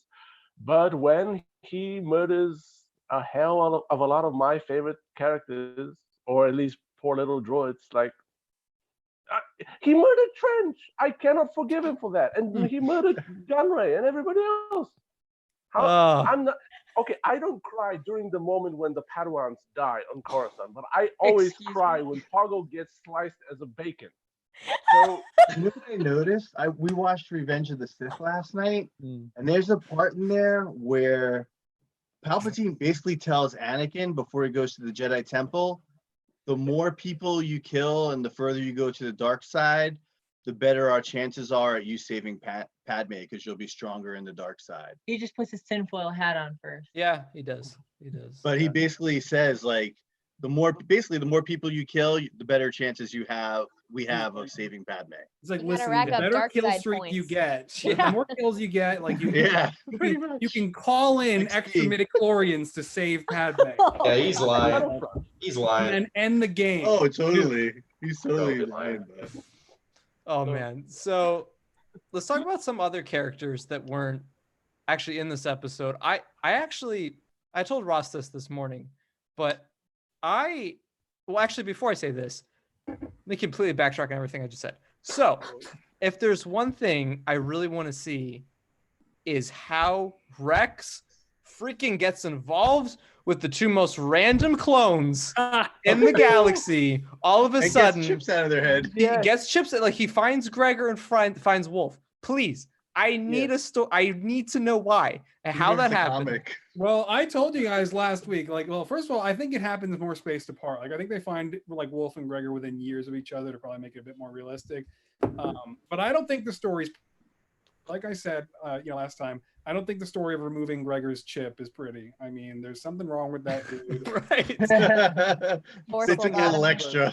Yeah, but still, I'm shocked that we didn't see Wolf. Gregor, I would have been like, it's been years since, like, I was even shocked when he appeared in Rebels back in the day, because we've seen that guy blow up and Meber Gascon saluting him and giving him a speech like every good soldier, like that depressing scene where Steven Stanton just knocks it out of the park. And then we see him in Rebels, and he's like this wacky uncle thing, and Wolf. I'm surprised Dave Filoni did not tempt himself to say, "I'm gonna have a minute of Wolf discussing the death of Plo Koon." It's like, I agree. Gregor's at least got half of his chip still in there because he's like trying to kill Jedi, but not really because he's also hunting, so it's fine. But yeah, it's like. Man, it's coming in this next show, man. Rise of the Empire. I would be so down for a Rise of the Empire series and following the clones and seeing how that goes. I also really have a mighty need to know what's going on with the Bad Batch. I really want to know how my homies are doing. Like, screw the Bad Batch. I want to know what happened to Meber Gascon. What happened to Plankton? I have to know. Did he go back to his chum bucket on Coruscant? Well, okay, Meber Gascon and a lot of other characters, I don't think. Okay, the only thing that is a snag in my theory, because he's an alien, he's always been mistreated by his superiors, in my opinion. The only bump in my theory is that in the Rogue One novel prequel, like Catalyst, the Rogue One novel, the doctor from the Meber Gascon arc is alive and working with Krennic on the Death Star. So if an alien who looks like a squid threw up on itself could survive the Empire, Dan, you lost us. I mean, Meeber is a Meeber survived the Void, so he could survive the Empire. I mean, the Empire is the worst version of the Void because everything goes there to die. I have to try to decode what Dan just said and check the references list on Wikipedia to see if Meeber Gascon appeared in Catalyst. Apparently, No, his doctor. No, his did. doctor. Okay. Yeah, the doctor from the Meeber Gascon arc appeared. The doctor. Oh, you're talking about Dr. Goobacher. Yeah, You're I talking love about that Goobacher. He looks like Yeah. a squid The that mad walks on scientist. itself.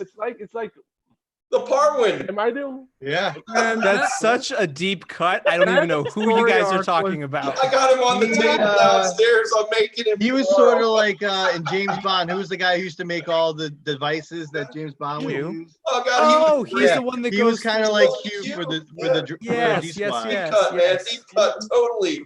Massive deep cut. You're welcome. I mean, Yeah. like these deep cuts are the. He was the same kind of alien as Throne. Goobacher. Yes, he is in Catalyst. Totally. Yeah. Dude, Nouveau Vendi and Log Dirt are mentioned in Catalyst. So yes. Hey, man. Catalyst is a great book, and I'm so glad I listened to the audiobook before seeing Yeah, Rogue that's One. a great book, isn't it? It's so good. Yeah. I love that book. So if I'm going to be honest, Dan, I think that it's possible that Meeber Gascon might have been squished. Yeah. I think Oh, it's God. possible that Vader just walked in and just flicked him with his hand, and he's like, "Oh!" And then Sorry. Vader just takes his boot and boom. Meeber Like, and then you just- just hear under Vader's boot, I went to college. It's like Well, great I husband. mean, to quote Anakin from the zombie episode of season 2, Legacy of Terror, you can study the bottom of my boot. This is not Sorry. what I expected this Clone Wars series finale discussion. I to know, become. right? Dude, it's Remember good, when? to deal with, dude, would it be better if we were just crying here for 40 minutes? No, this is therapy. This is a therapy session. Like last Yeah, I time, mean- we are in therapy, and that Laughter includes therapy, talk thankfully. about Meeber Gascon being squished. So that's how Goobacher, tonight is man. going to He made go. my day. And Goobacher. and Gooba, whoever he is, I agree. Goobacher. I'm going to send you all Hold the images on. of Goobacher. I was like, who the heck is? And then I saw his see. photo, and I'm Dr. like, Goobacher. oh my Come god, on. Oh, okay. Yeah.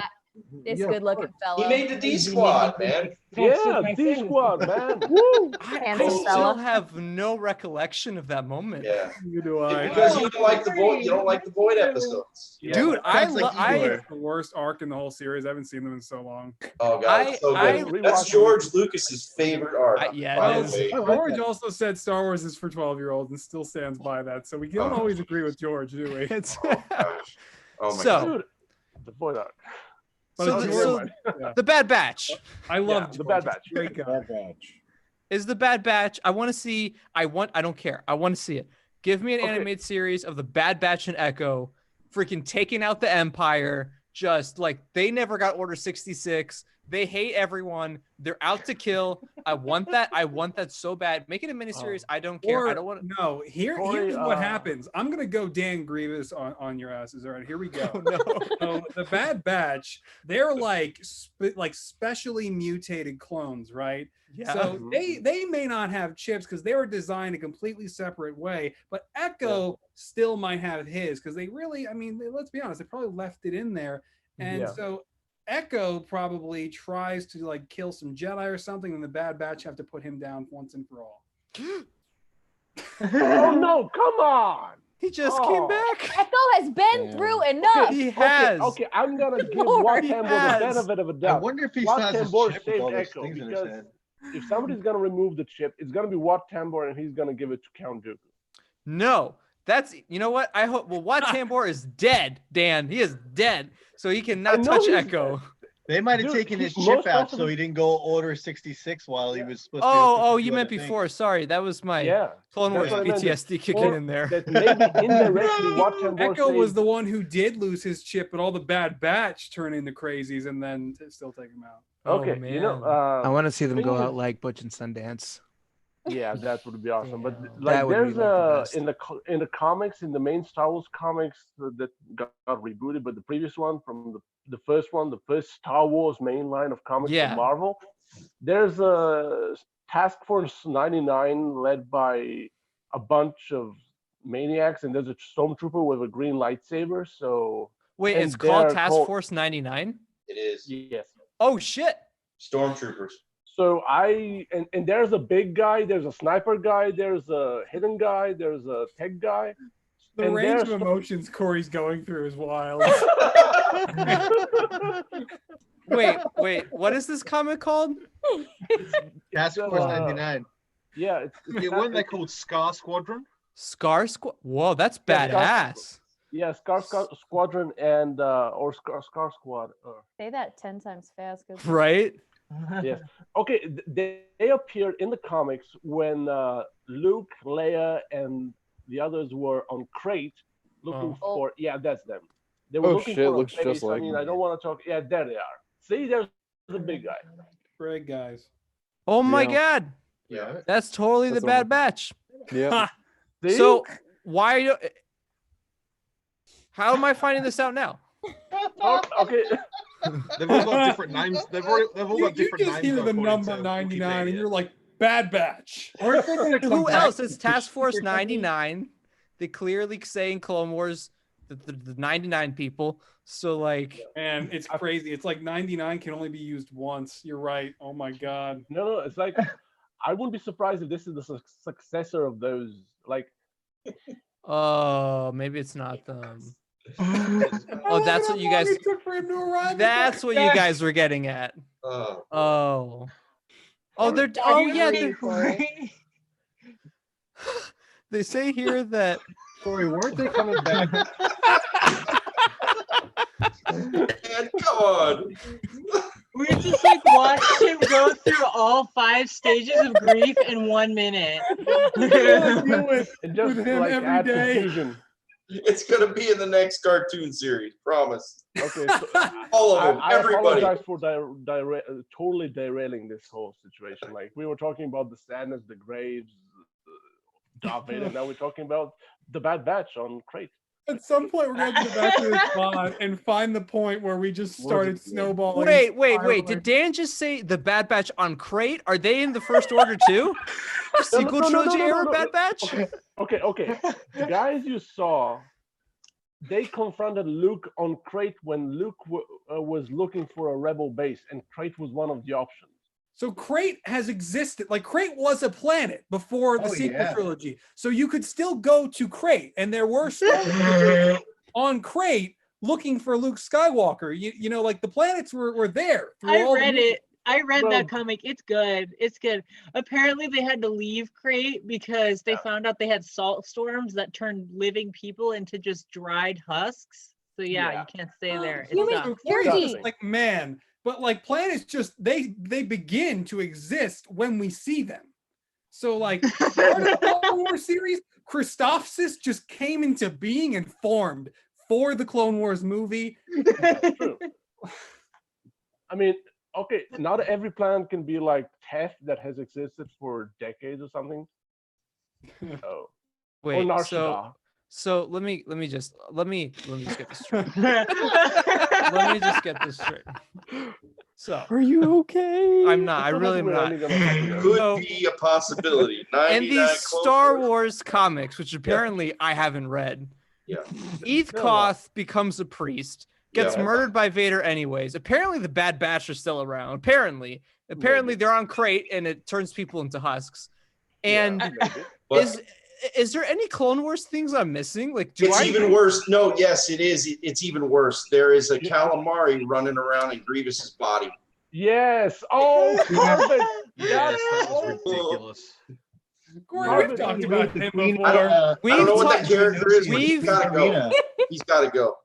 Queen doesn't Karina's exist. still around? Yeah, Queen Karina is like part robot, and then she starts like. Actually, that is not the original Karina. That's the third Karina, I think. Whoa. Karina Here we is go. actually not a queen. Hold up. Stop it. Stop it. Karina the Great, as in the Oh, Geonosian? No, Yeah. No, it's no, another yes, the Geonosian Geonosian queen, but it's actually like a relative or something because the original No, did it's the die. one they from retconned it, Rebels. but she looked in the original Vader comic from 2015, 2016, somewhere I think there. Yeah.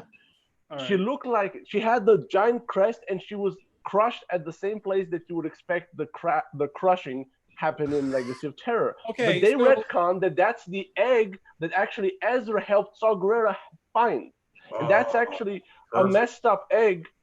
And that's actually another Karina. There's another Karina, I think, during the later. Dan, You There's lost actually- me. All right, I'm so out. you I've all checked right, out. So in the Clone Wars, you have Karina the Great. She gets crushed. She Goodbye. does.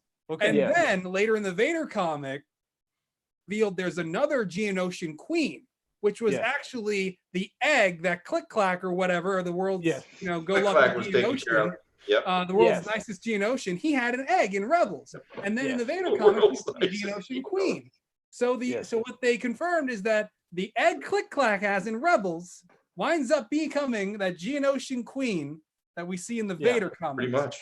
Yeah. Yeah, and that she reproduces into droids rather than Geonosians. Yeah. I'm still waiting for Stinky to appear in The Mandalorian. Yeah, He has to take over the Hut. The He Hut, does. the Yeah. Hut Gambit or whatever. Robert, another- yeah, Robert. there's another New good- canon was going to be so much more reserved, but man, shit has just gotten freaking wild. Wow. Yeah. No, honestly, Just I look feel at like Corey's face. no. This Another I'm good going brain through a melter very from the different comics. Corey's ranges of wiped from emotions. this.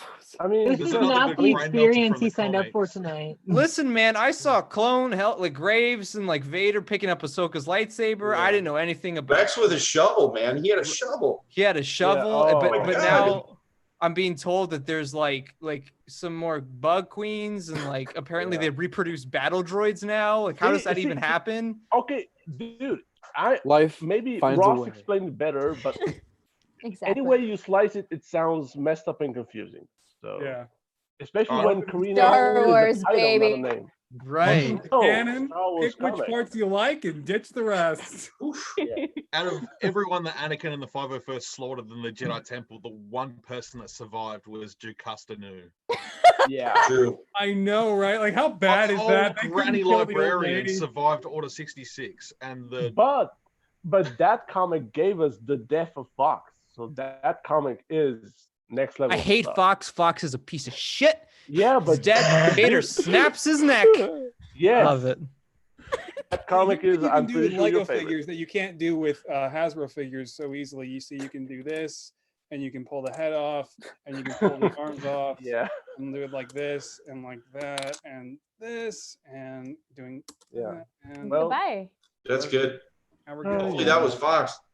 It You know, was. I'm Actually, really. that was Echo at the Citadel. Corey's when they That come out was when they come out with the distasteful. Fox Hot Toys Yeah. figure, Corey's gonna buy it and do what Harrison Ford did on Jimmy Fallon with the Han Solo. Oh, dude, But I made a you- skit. you I made a skit hell last out year of Fives killing Fox, and that's still one of my favorite Yeah. things I put out. I love it how Wolf is the airtight one I don't like. all the other shows before this were, and then the series finale. We have just gone to Hey, another listen, galaxy. it's rabbit hole. therapeutic. free-for-all. It's therapeutic. Yes, it's therapeutic. So we have Okay, brought well- your galaxy. what It's else made- like in terms of other characters we didn't see in this episode? Well, would we you didn't see guys- Fox. Because he's dead. No, I felt like Ventress was the one who needed the most, who deserved the biggest goodbye out of everybody. Because she was such an integral part to the Clone Wars. Yep. And she didn't get the proper sending off in the show, I don't think. No. Well, I mean, then Yeah. you can always go and read Dark Disciple, where she gets electrocuted so Yeah. bad she's bleeding out her eyes, and then she dies. Yeah, it's pretty brutal. Yeah. I totally But- want to watch that. Right. what about the lightsaber? Huh? What I've asked that question. I'm gonna check out the Clone Wars download. I asked last week. I haven't checked out the Clone Wars download. I asked with the hashtags the Clone Wars download. What's the canon story behind the second half of Darth Maul's lightsaber and shattered it? Because that's Ventress's lightsaber. Does he go Yeah. to Dathomir? I And just picture take it. him like going up to Ventress and just like He stealing- definitely goes to kicking Dathomir her because and that's running where, away.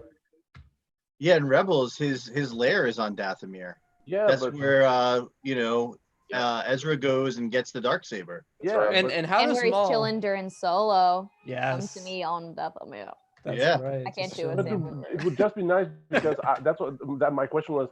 What's the canon story behind Maul getting Ventress's lightsaber and making it red again, because it was yellowish green in the book. I think. I'd like to see her get her own take that show. as being Ventress's lightsaber, that it's just another lightsaber with like pretty much a similar hilt.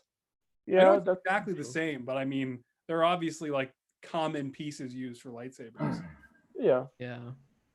So I mean, one thing that I've learned throughout this last 10 minutes is apparently I gotta be reading comic books. So It depends on the comic books, dude. If you want to see a shirtless Han Solo chopping wood, then yes, I would recommend you a weird comic. Or a calamari wearing a Grievous outfit. I'm Yeah, just saying, Gar Saxon also appears in the comics. So he I'm does. He is in Son of Dathomir. Yeah. Chilling. Saxon We need to. Jackson. We gotta get it. More Gotta get Saxon the content. voice of Gar Saxon on the show. It's just got to be Oh, yeah, Claire Ray talking to Gar Stevenson. Saxon. Yeah. Oh, Ray Stevenson. God. Yeah, he's awesome. Corey, you can't do that to me. Oh God, Talk to you in the Gar Saxon beautiful voice all the hair. time. He does have beautiful hair. He's a GI Joe in space. He is. He is a G.I. Joe. Actually is. Yes. Yes, he Claire is. is 100% correct. I gotta say, I love the shade that Gar Saxon and Bo exchange in Shattered when they're just like staring each other down as Yeah. as Oh, yeah. they're walking away. Because I'm wonder how- actually, well, I'm curious to know how. Just like, I'll get one of my night owls to shoot you in the freaking chest Oh, on the ice God. rink in the future. Wow, Rob. It does happen. That does happen. You're right. He does. So, yeah. In terms of this episode, though, guys, is there anything I'm missing? I think we've covered kind of the biggest emotional beats. I think the episode was really honing in on emotions, but I think now we should take the time to talk about what Clone Wars means to us individually and how we came to what our first memories of the show was. So, I'm just gonna be rude and start. So,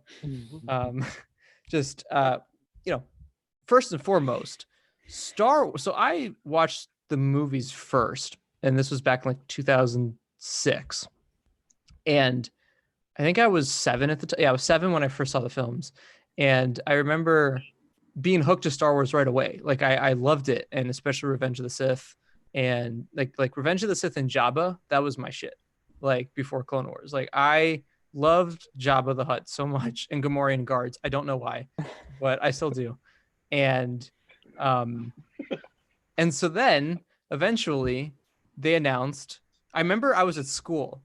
I was in like 3rd grade, and we had what they called computer time, where you get 20 minutes to go on the computer in between classes and whatnot. And so I remember I went on the computer. It was like 2008. I went to StarWars.com, and a Clone Wars trailer was up, and I didn't know what it was at all. And I clicked on the trailer, and my mind was blown, and I couldn't concentrate on school the rest of the day because there was a new freaking Star Wars movie coming out. It was called The Clone Wars. I was so excited, and I like the minute I saw Ahsoka, I'm like, ooh, that's a new Star Wars character. Like, this is awesome. And Captain Rex, and I like immediately got hooked on it. And then I went back home and I looked up that there was going to be figures, and that got me excited.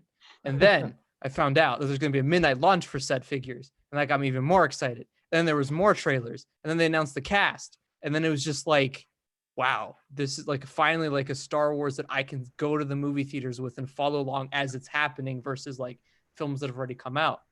Yeah. And so I remember before the Clone Wars opened in theaters, I went to I was too young to go to the midnight launch, so I didn't get to do the midnight event. I was But gonna say, were you gonna drag your mom out to the midnight launch at Toys R Us? No, I did ask my parents. I'm like, can You asked your parents' permission before going online. Dude, that might have been your worst joke of the night. You know what, Corey? Lives is still dead. Oh, that was low. Yeah, That was a thank you. cheap move. It was, and I'm not ashamed. Wow. Listen, at least I have the Sideshow 5s. You realize he's able Mr. to Collector. eject you from the meeting, Ross, right? I could. I can eject myself. Don't eject yourself. We're all there right now. No. But no, so I remember buying the next day. I went out and I bought Captain Rex, Anakin, Obi-Wan, and Yoda. I'm like, those figures made my world for like the first couple of weeks because it was just so exciting. It was like new Star Wars figures, a new animated series, and all this. And then the trailers kept coming, and then the day approached where Clone Wars was coming out, and like I went to the theater. I forgot about this. I went to the theater dressed up as Anakin. And I totally forgot about this. I wish I had pictures. Maybe I do. I gotta look. Too. You went up dressed as Anakin? No, I'd like to see those pictures. Oh, okay. So you did have longer hair, so you would have put a full. There you go. Yeah. Anakin from the Clone Wars. I did. I yeah. So I remember I saw the oh no, I'm sorry. Earlier that day I went to Happy Meal. I went to McDonald's. I love Happy Meal. And I got Clone Wars Happy Meals. Happy Meal Land. And I was so disappointed because I couldn't find the Ahsoka Happy Meal. I'm sorry, Happy Meal toy. And I needed an Ahsoka product in my life. I needed an Ahsoka because this figure wasn't out yet. And I was very depressed about that. Didn't you? What? You made up for that, didn't you? What do you mean I made up for that? Made up That lack of Ahsoka that day. I'll never be Ahsoka starved again. There was a shortage of Ahsoka figures because they were all in Corey's house. That's right. I forgot about that. Yeah, I did make up for him. that. I wouldn't be sitting on a small fortune. Right. Just a few I have on card. So yes, I did. I did get the actually. So I saw the movie back to back, and I remember as soon as I was done seeing it, I said to my mom, "Tomorrow, please, can we drive around to every single McDonald's within like it's like a 20-mile distance? I need the Ahsoka bobblehead. There's no figure. I probably got emotional about it. I'm like, I need the Ahsoka." And she's like, "Okay." So went around McDonald's, and finally it was a McDonald's inside of a Walmart. And I walked up naturally. I walked up to the worker and I said, I need the Ahsoka bobblehead. And the guy's probably like, "You're on crack," and then went to the back and pulled out the Ahsoka bobblehead. But it gets better. He even gave me the Clone Wars promotional poster they had, which as a like 9-year-old was like, it was like God just gave you the gift of heaven. and so he just gave you like one of the tablets with the 10 Commandments on it. Yes. Anyways, so this is a Happy Meal toy, Corey. It is, and I still have it somewhere. I love it, and so I still have mine. Yes. Do you understand? You understand I got most of those. Oh yeah, mine's been on my desk like the past 4 weeks. I have. Hell yeah. Oh yeah, you got the. Oh god, nostalgia. You guys are killing me. Nice. Yeah. So they're in my other room. Right? So I also got. I remember going to another McDonald's like a week later, and I couldn't find Obi-Wan. Wow, this is turned into McDonald's podcast. And I mean, I couldn't.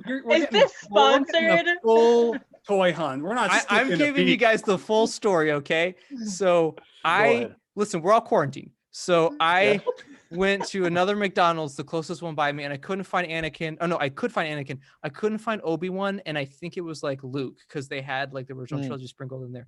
And I said to the manager, "I can't find this Obi-Wan. I've looked at all 30 McDonald's and I can't find this Obi-Wan." So this a freaking amazing manager goes to the display case where all the toys are and opens it up and gives me Obi-Wan. I'm gonna stop with that story. It was beautiful. Great. And so should have given you the whole case.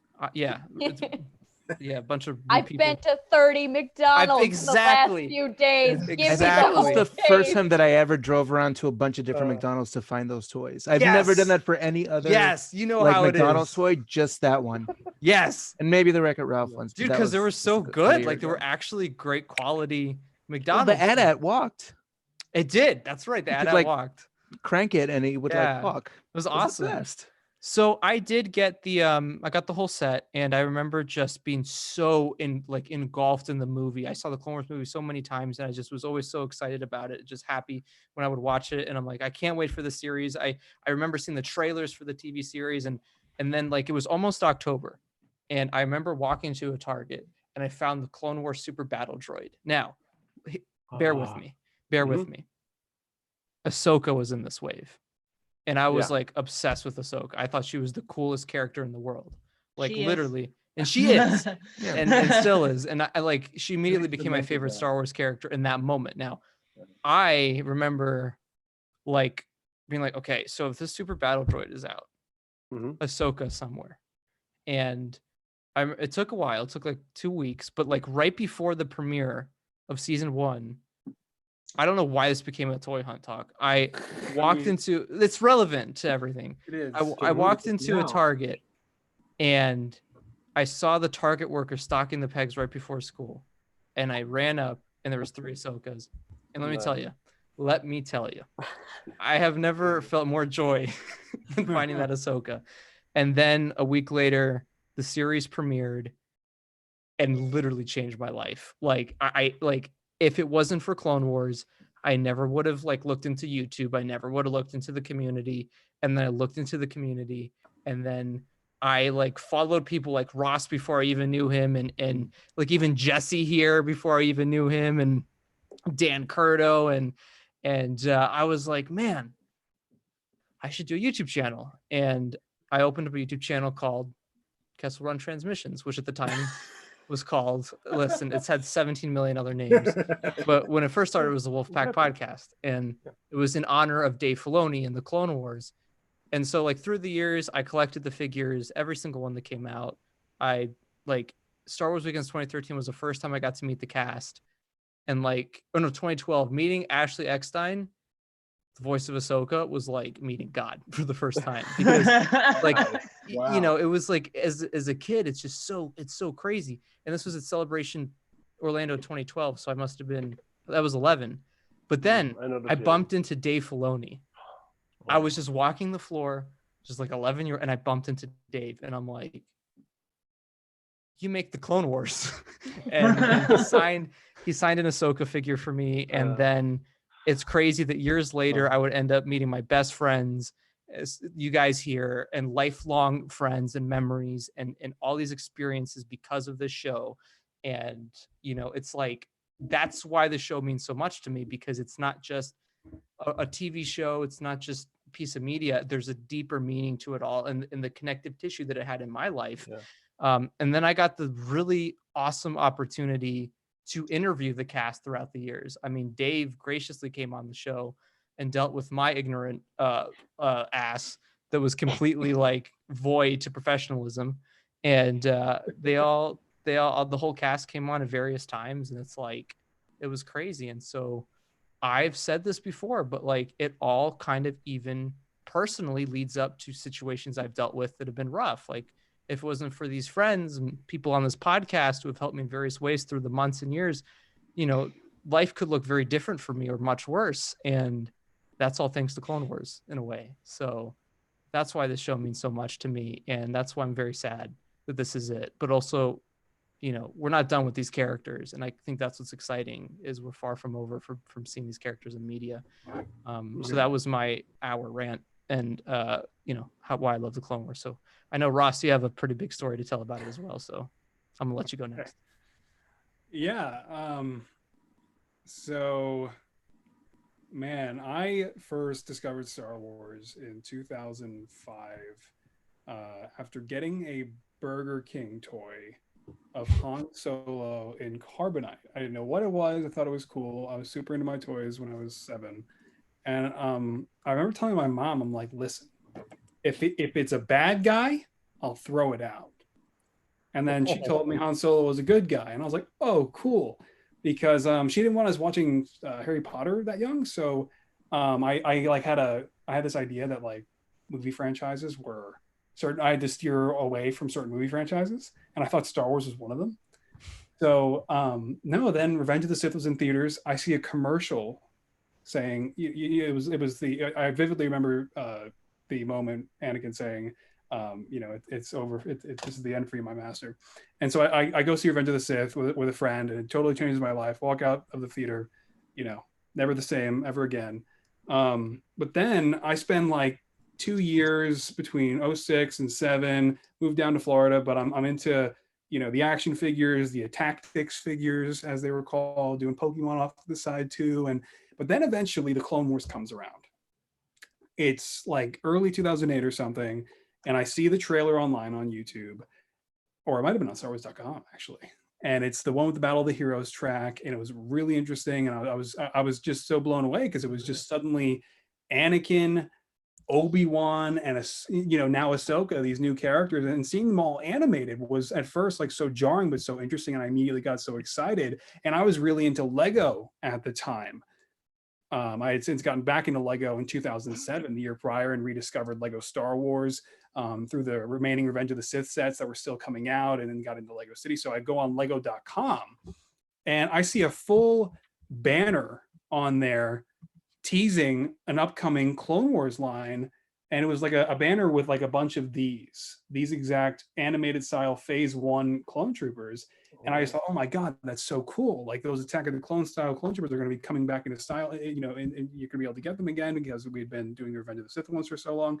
So anyway, yeah, and then I see like coming soon all these new sets, and they're going to have like a Republic gunship and the Twilight and all these crazy sets, the homing spider droid. And so I actually get Anakin's Jedi Starfighter at the Lego store in downtown Disney, as it was called at the time. And cool. And that was my first Clone Wars set. And then eventually I got the second one I ever got was at a Toys R Us in 2008. I actually have it right back there for nostalgic sake. There it is. Oh, wait, no. Oh, there it is. Yeah. Back there. Nice. And the Krusty Krab, because SpongeBob is life. But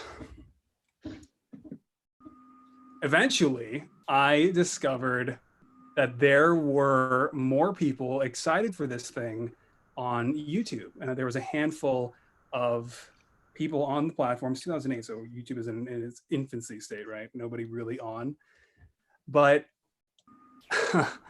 I get on there and I'm showing my Clone Wars sets. I'm building Republic bases, as I would call them, for all my Clone Wars figures and sets. And then eventually I have some other Lego Star Wars YouTubers, if you could really even call us YouTubers at the time. We were just kids getting on YouTube, like just having fun with the Clone Wars and just our love for Lego Star Wars. And they PM me and they're like, yo, you've got one of the biggest clone armies I've seen. Get on Skype. And I'm like, what is Skype?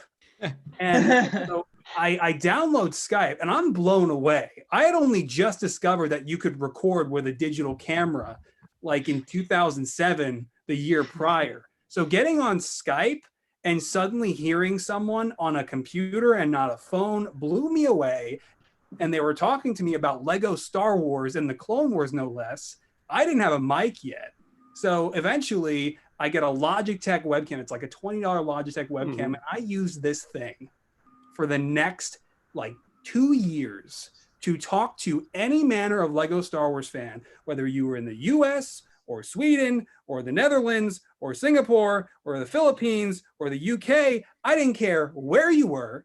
If you were a Lego Star Wars fan and you liked the Clone Wars, we were automatically best friends. And we were just so inspired by other stop motions going on at the time. There was a guy named Tyler Page, Clone Army Customs, who he was already decaling his own custom clones that inspired me to get started. And so we're all Sharpieing clones and figuring out how to use stickers and decals.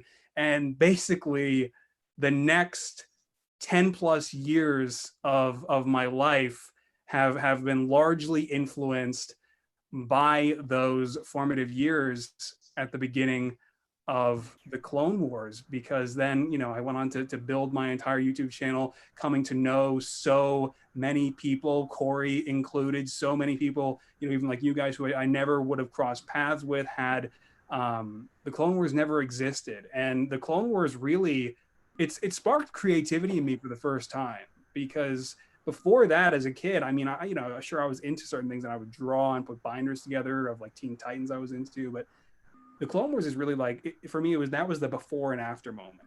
It was just like the come to Jesus moment for me at like, 9 years old, where just everything from that point on changed. And the Clone Wars has influenced everything in my life ever since. And I've gotten to meet a lot of the people who I've come to know in person.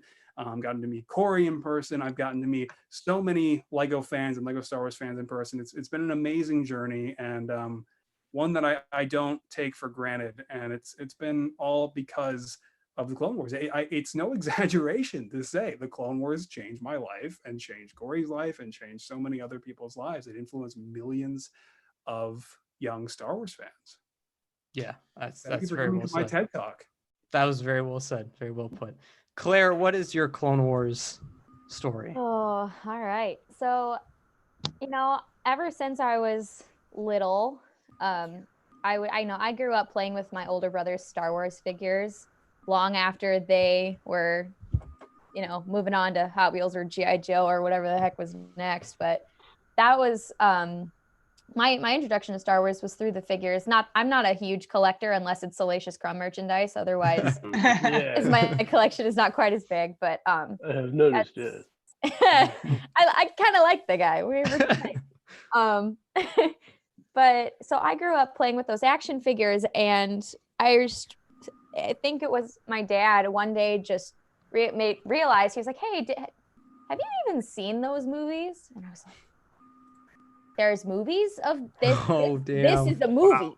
There's a movie of this." So yeah, and so we sat down and we watched the original trilogy, and then the prequels. And so the first Star Wars movie I saw in theaters was Revenge of the Sith, and went with my dad, and I was hooked. I wanted every book, every little piece of like content. I was like Wikipedia crazy, printing articles out and reading them by myself. Because another big thing is that like my brothers grew out of Star Wars, and there's nobody I really interacted with they weren't really into it. And also, being a girl in your awkward years, not a lot of other girls or people I hung out with at all just really cared about Star Wars. And so every time that I would bring it up or want to talk about it, it would always just kind of get shut down. So Star Wars became like a me thing.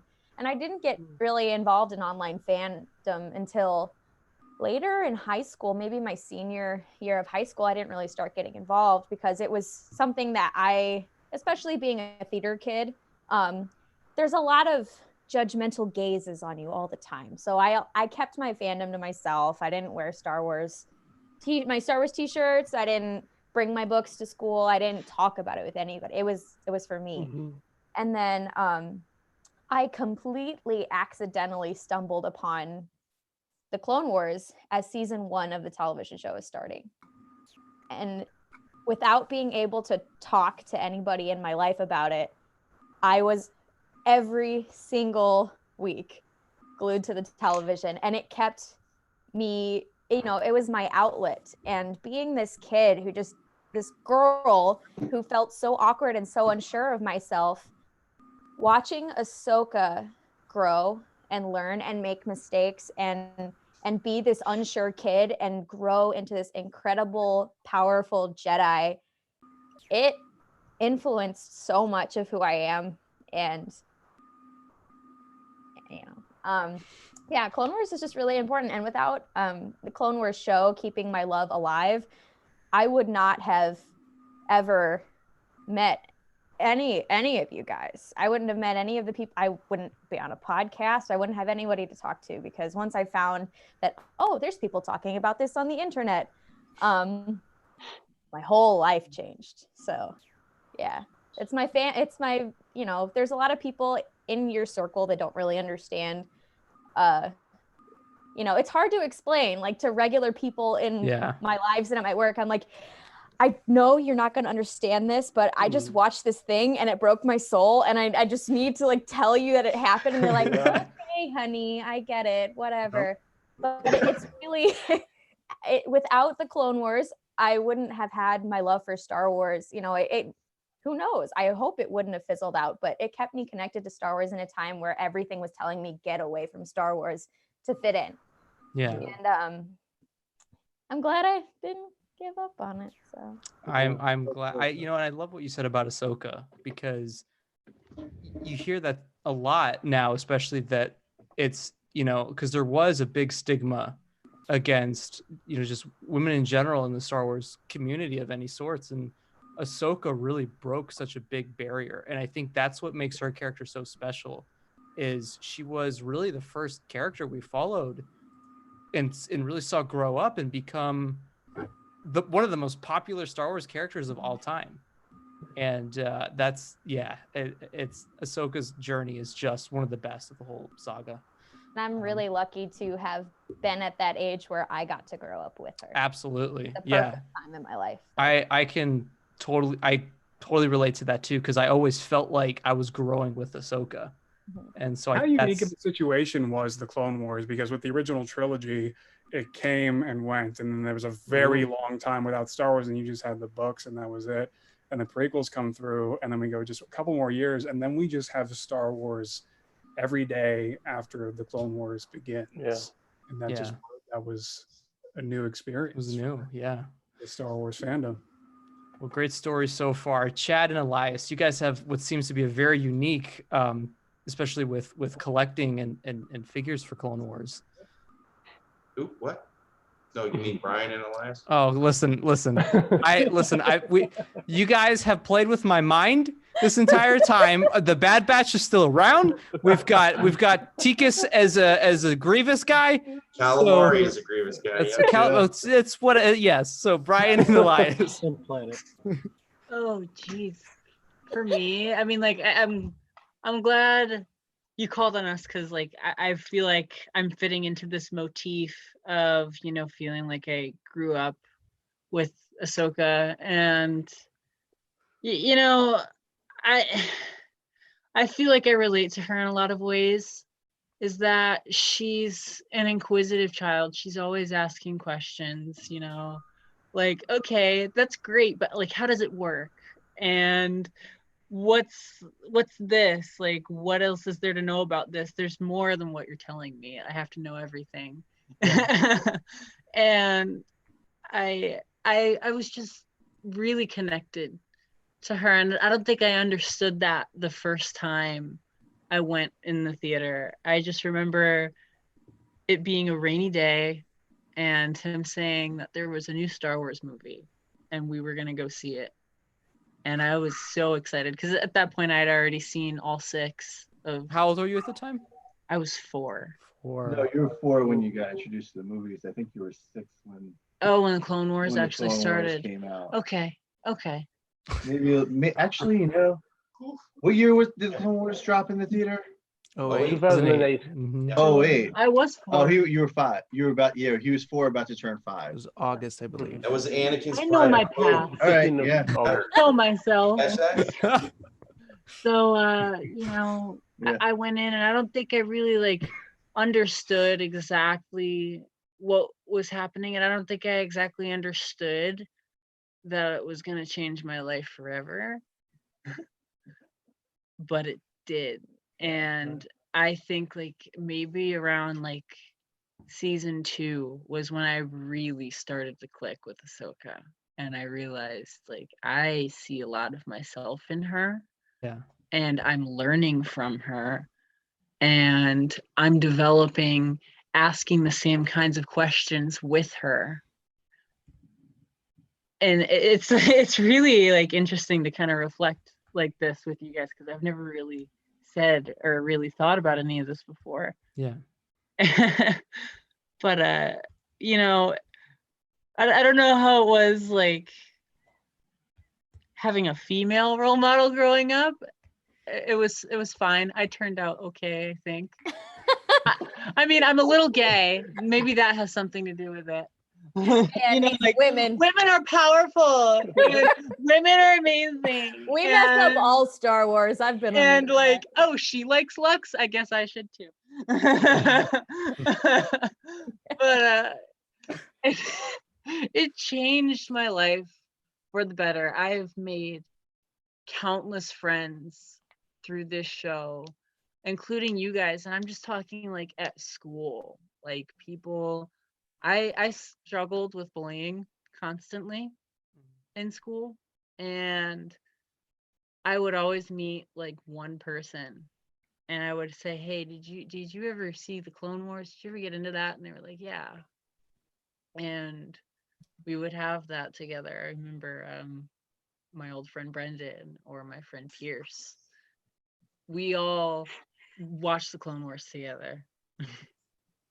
and Awesome. it was something we could talk about, like the obscure characters that no one knew. I could like totally bring like, oh, what did you think of Yeah. Sphere of Influence? That Right. was pretty dope. Yeah. Right. And I'm like, yeah, I saw that, and then we could just have a conversation without feeling like an outcast. It was a great outlet for me, and it did change my life. And it being over is bittersweet. I think the finale was epic in many ways, and I would never ask for anything different. I'm glad I'm gonna be able to see these characters again, because I know this isn't the end. It's just like a sort of, it's like the show, this medium of storytelling is over. Right.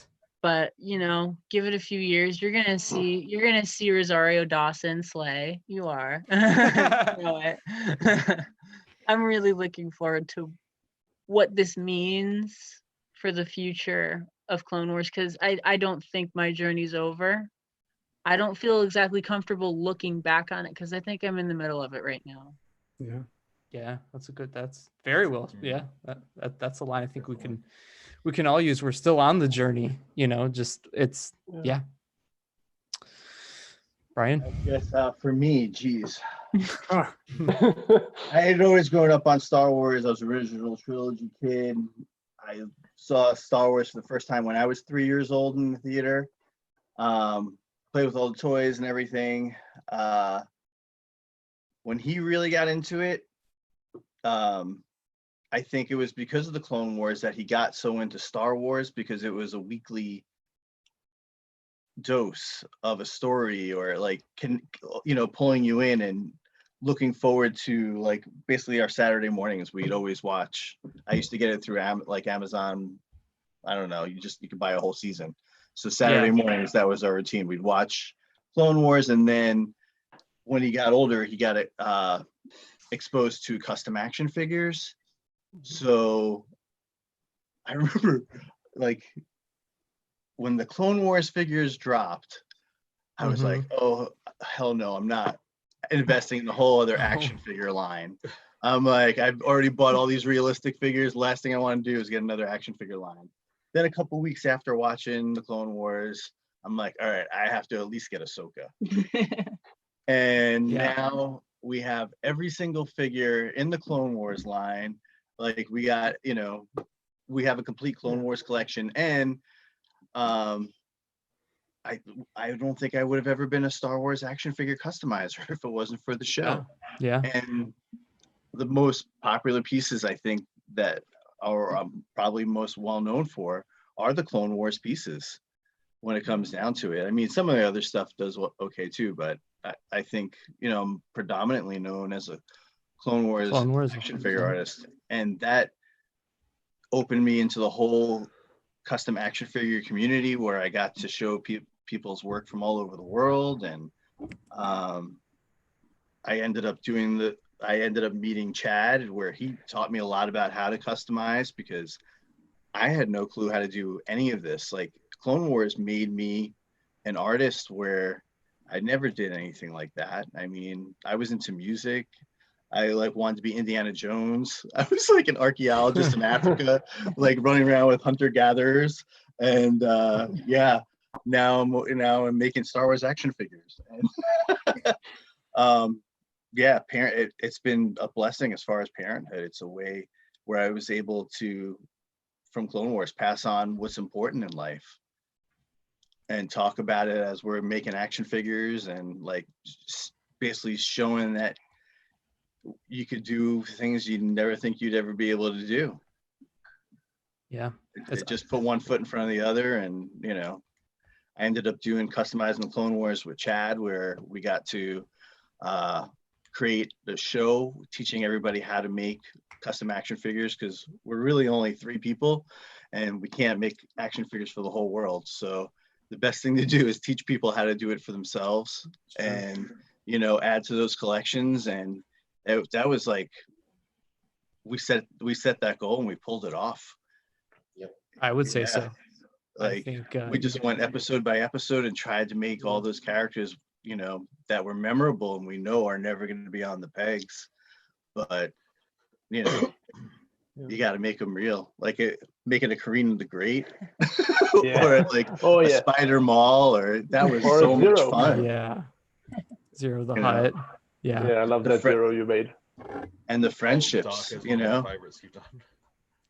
I can't tell you how many friendships like I've had since the Clone Wars began. I mean, across the 11, 12 years of doing YouTube, it's, I mean, hundreds upon hundreds of just people I've been able to call friend. And then never mind like the thousands I've just interacted with who have also loved the Clone Wars or just the same things that I do. It's like the series, I mean, gave like you and I creativity basically. And that's pretty important because that's something you take with you for the rest of your life. Well, once you have creativity, it doesn't necessarily leave you. Maybe it does for a time briefly here or there, but it's always something that you take with you. And that's, it burns a fire in you that just, you know, keeps going. And that's really what it gave a lot of people, including us. And that's really special.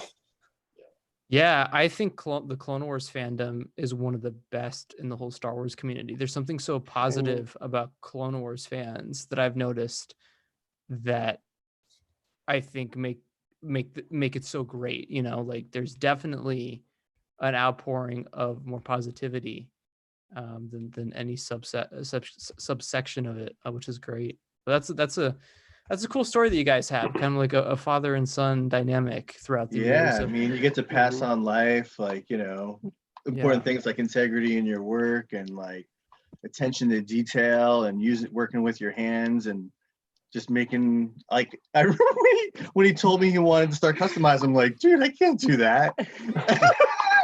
And he was like, Dad, I believe in you. Just starting, and I know you'll finish. And I'm like, oh man.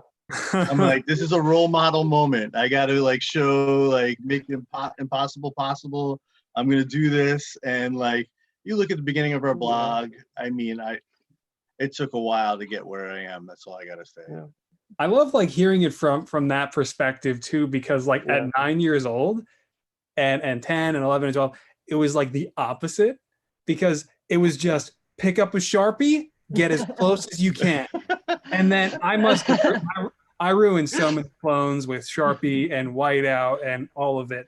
But it's like, man, eventually, you know, because we had Sharpies, and then there was this guy who inspired me, Tyler Page, Clone Army Customs, and I mean, now he's since gone on to build a whole business out of it. And this is actually a printed Fox, and he gets the helmets cast himself and the accessories and all that. He has a whole business doing this. It's amazing. CloneArmyCustoms.com. There's a plug for him. Did it have to be Fox? Like, I mean, you know what? Like, right, you know what? Here's Prototype Echo from him as well. There we go. Great. That's better. So like, here's anyway, Fox. Listen, in 2000 and whatever. We would see Clone Army Customs, and he was decaling at the time. Water slide decals, doing his own designs. Only one really doing it as good. And we'd just be like, man, well, we just got to keep sharpening until we can somehow decal that well. And eventually we picked up water slide decals. I never got into the decal thing. Other guys went the decal route. My buddy Andrew started up his own business that is called AV Figures now. And he does a whole business just making clones, and it's amazing. And he's able to do a really great range of detail. I mean, look at these with water slides, how much you can do. But the point is, man, you would, we just didn't care. It was just a creative bliss that just took us from one clone or one figure to the next. Eventually, I picked up paint and didn't go the decal route. And it's just like, man, that all came from the Clone Wars. Yeah. So, Dan Curto, you have kind of a unique experience with the Clone Wars. Skip me. I'm enjoying the stories.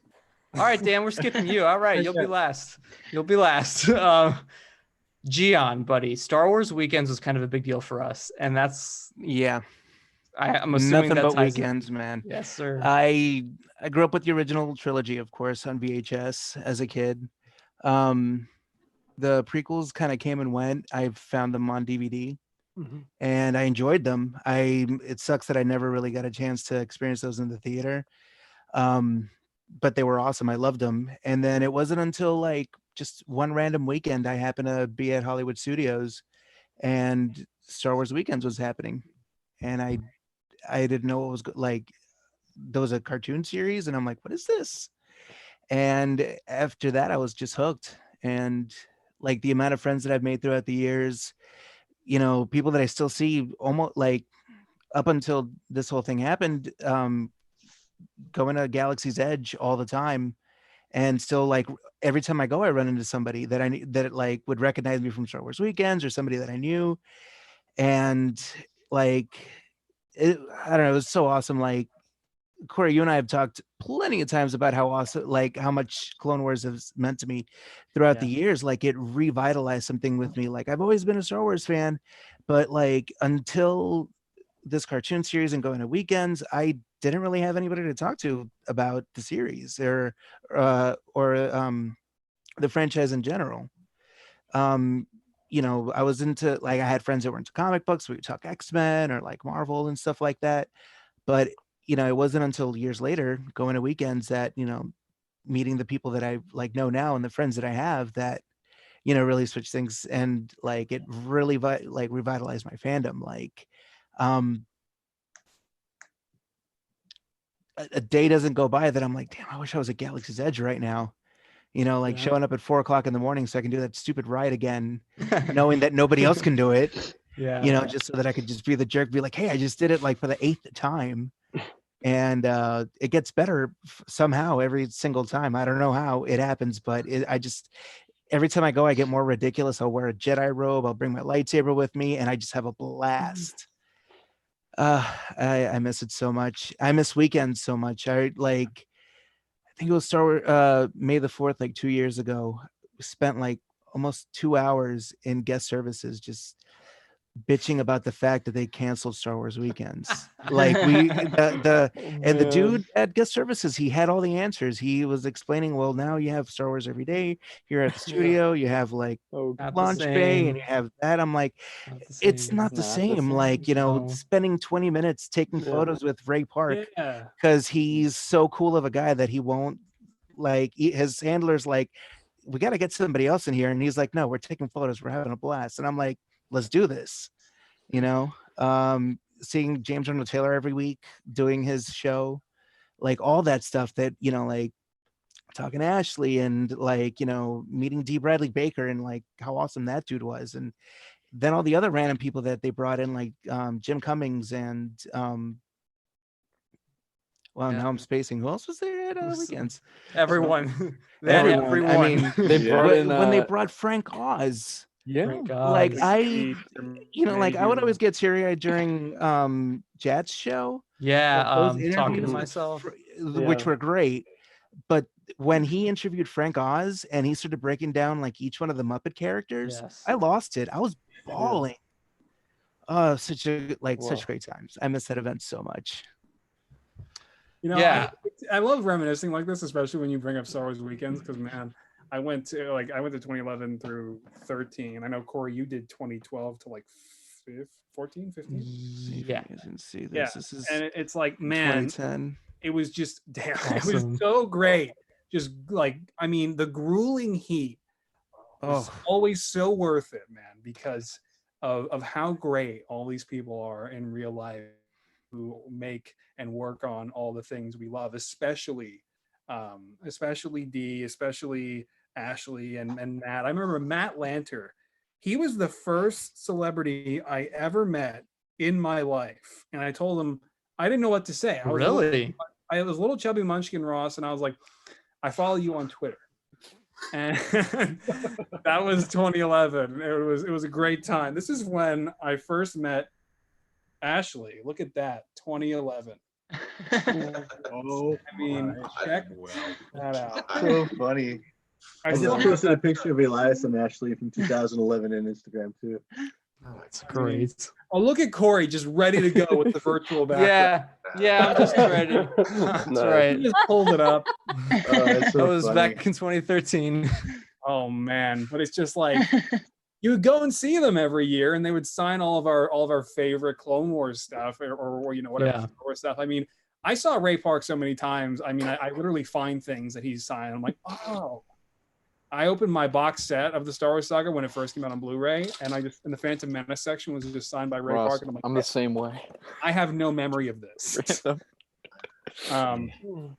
But no, I mean, Star Wars Weekends, man, delivered so many amazing moments, and then I mean, just like the motorcades too, like the Star Wars parades on the 501st would come through, coupled with all of the actual like license, I guess, Disney Star Wars characters, the actual legitimate official costume characters that would come out with them. I mean, weren't those the only legit Clone Wars costumes that they ever made? Like, I mean, Clone Troopers, the ones from in the movies were all CG, and then Lucasfilm actually made them for the event, which was awesome to like, and then they made Rex and Ahsoka, so to be able to take photos with them was awesome. Yeah, I mean, I remember like I vaguely remember finding out about Star Wars Weekends in 2011 on like some like Disney or like Orlando tourist site. Like this Star Wars event with these celebrities is happening. I'm like, this is a thing, and oh man, but yeah, like the shows are definitely huge highlights. Like the Clone Wars stage shows when they would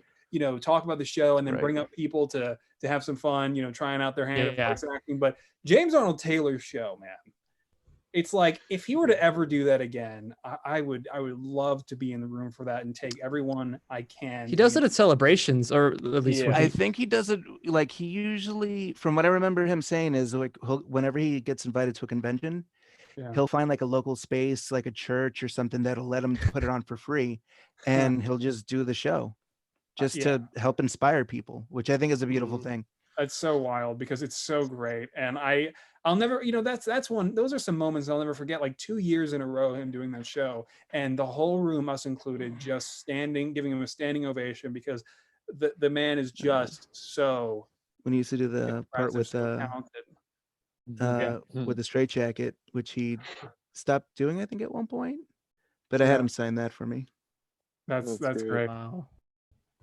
Man. Yeah, Star Wars. Well, one thing about Star Wars Weekends too is like we always had to line up at like 2-3 in the morning, sometimes overnight, because those the way it would overnights work were the is best.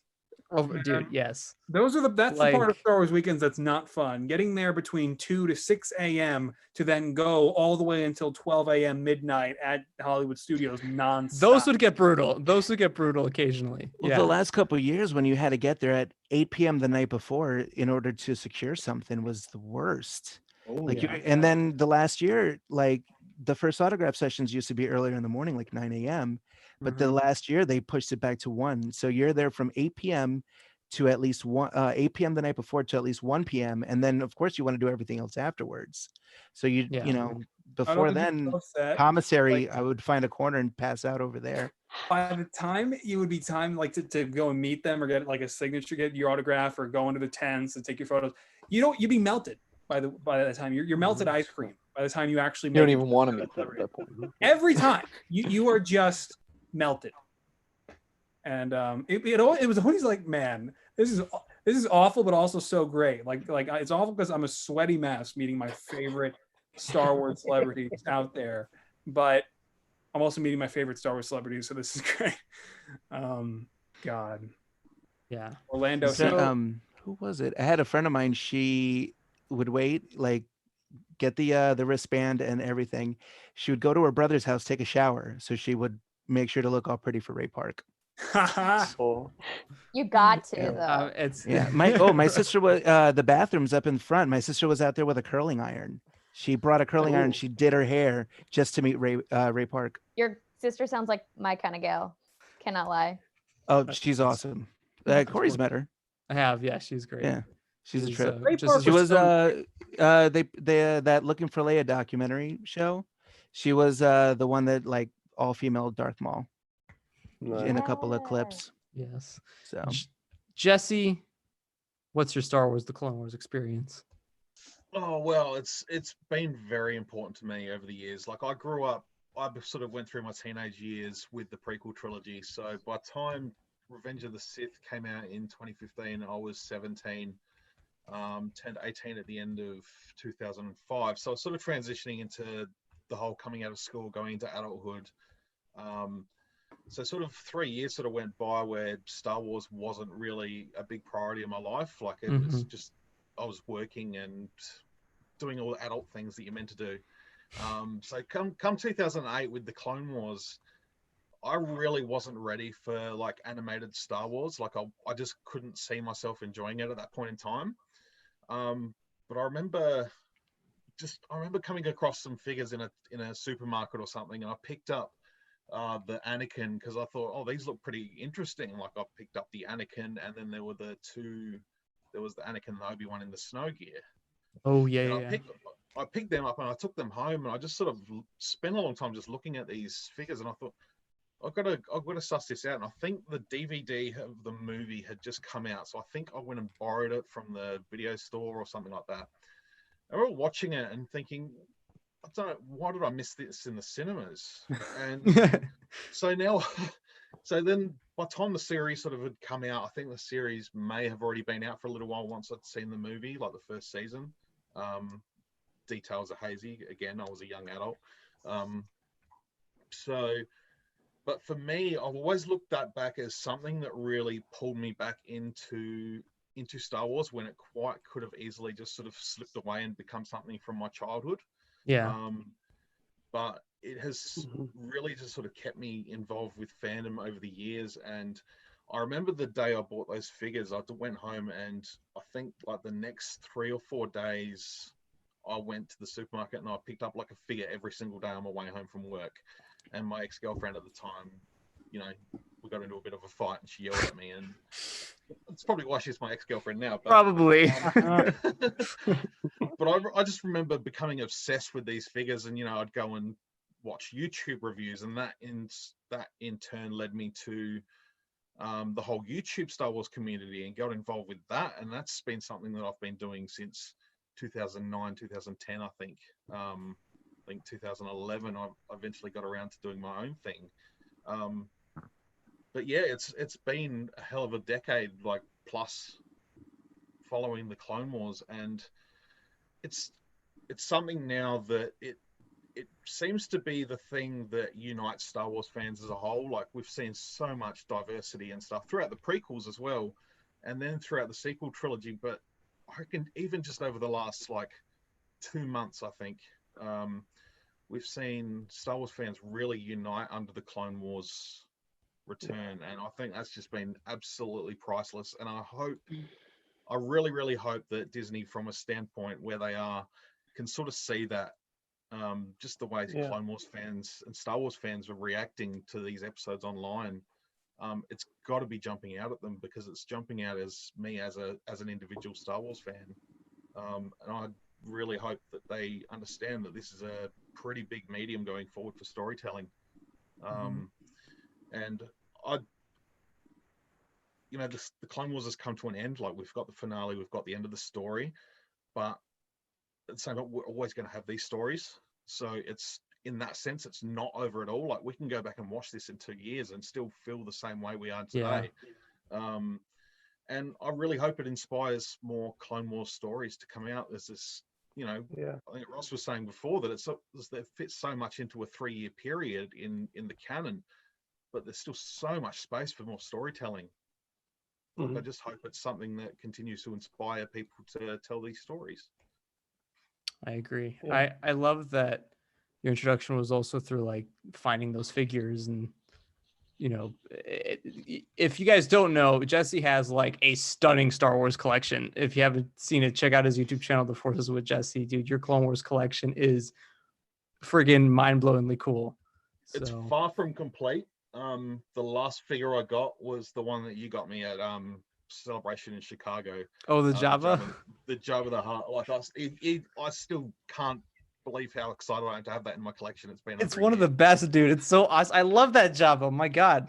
Yeah. It never came out in stores down here in Australia, so to finally have one and see it in person, I have you to thank enormously for that. Absolutely, dude. It was funny because when we had Celebration, I got the Jabba, and I knew right away, like, the Jabba. I'm like, yeah, the Jabba. And so I finally was able to find you one through the event, and it was great. That's an awesome story, man. God, I love hearing all this. This is awesome. Eric, my friend. Oh God. Yes. I mean, how do I follow all of these acts? And like you guys have heard my Clone Wars story, and all of you guys have heard too many of my Star Wars weekend stories. But we did. We heard quite the bathroom stories last week. Yeah. Those are anyway,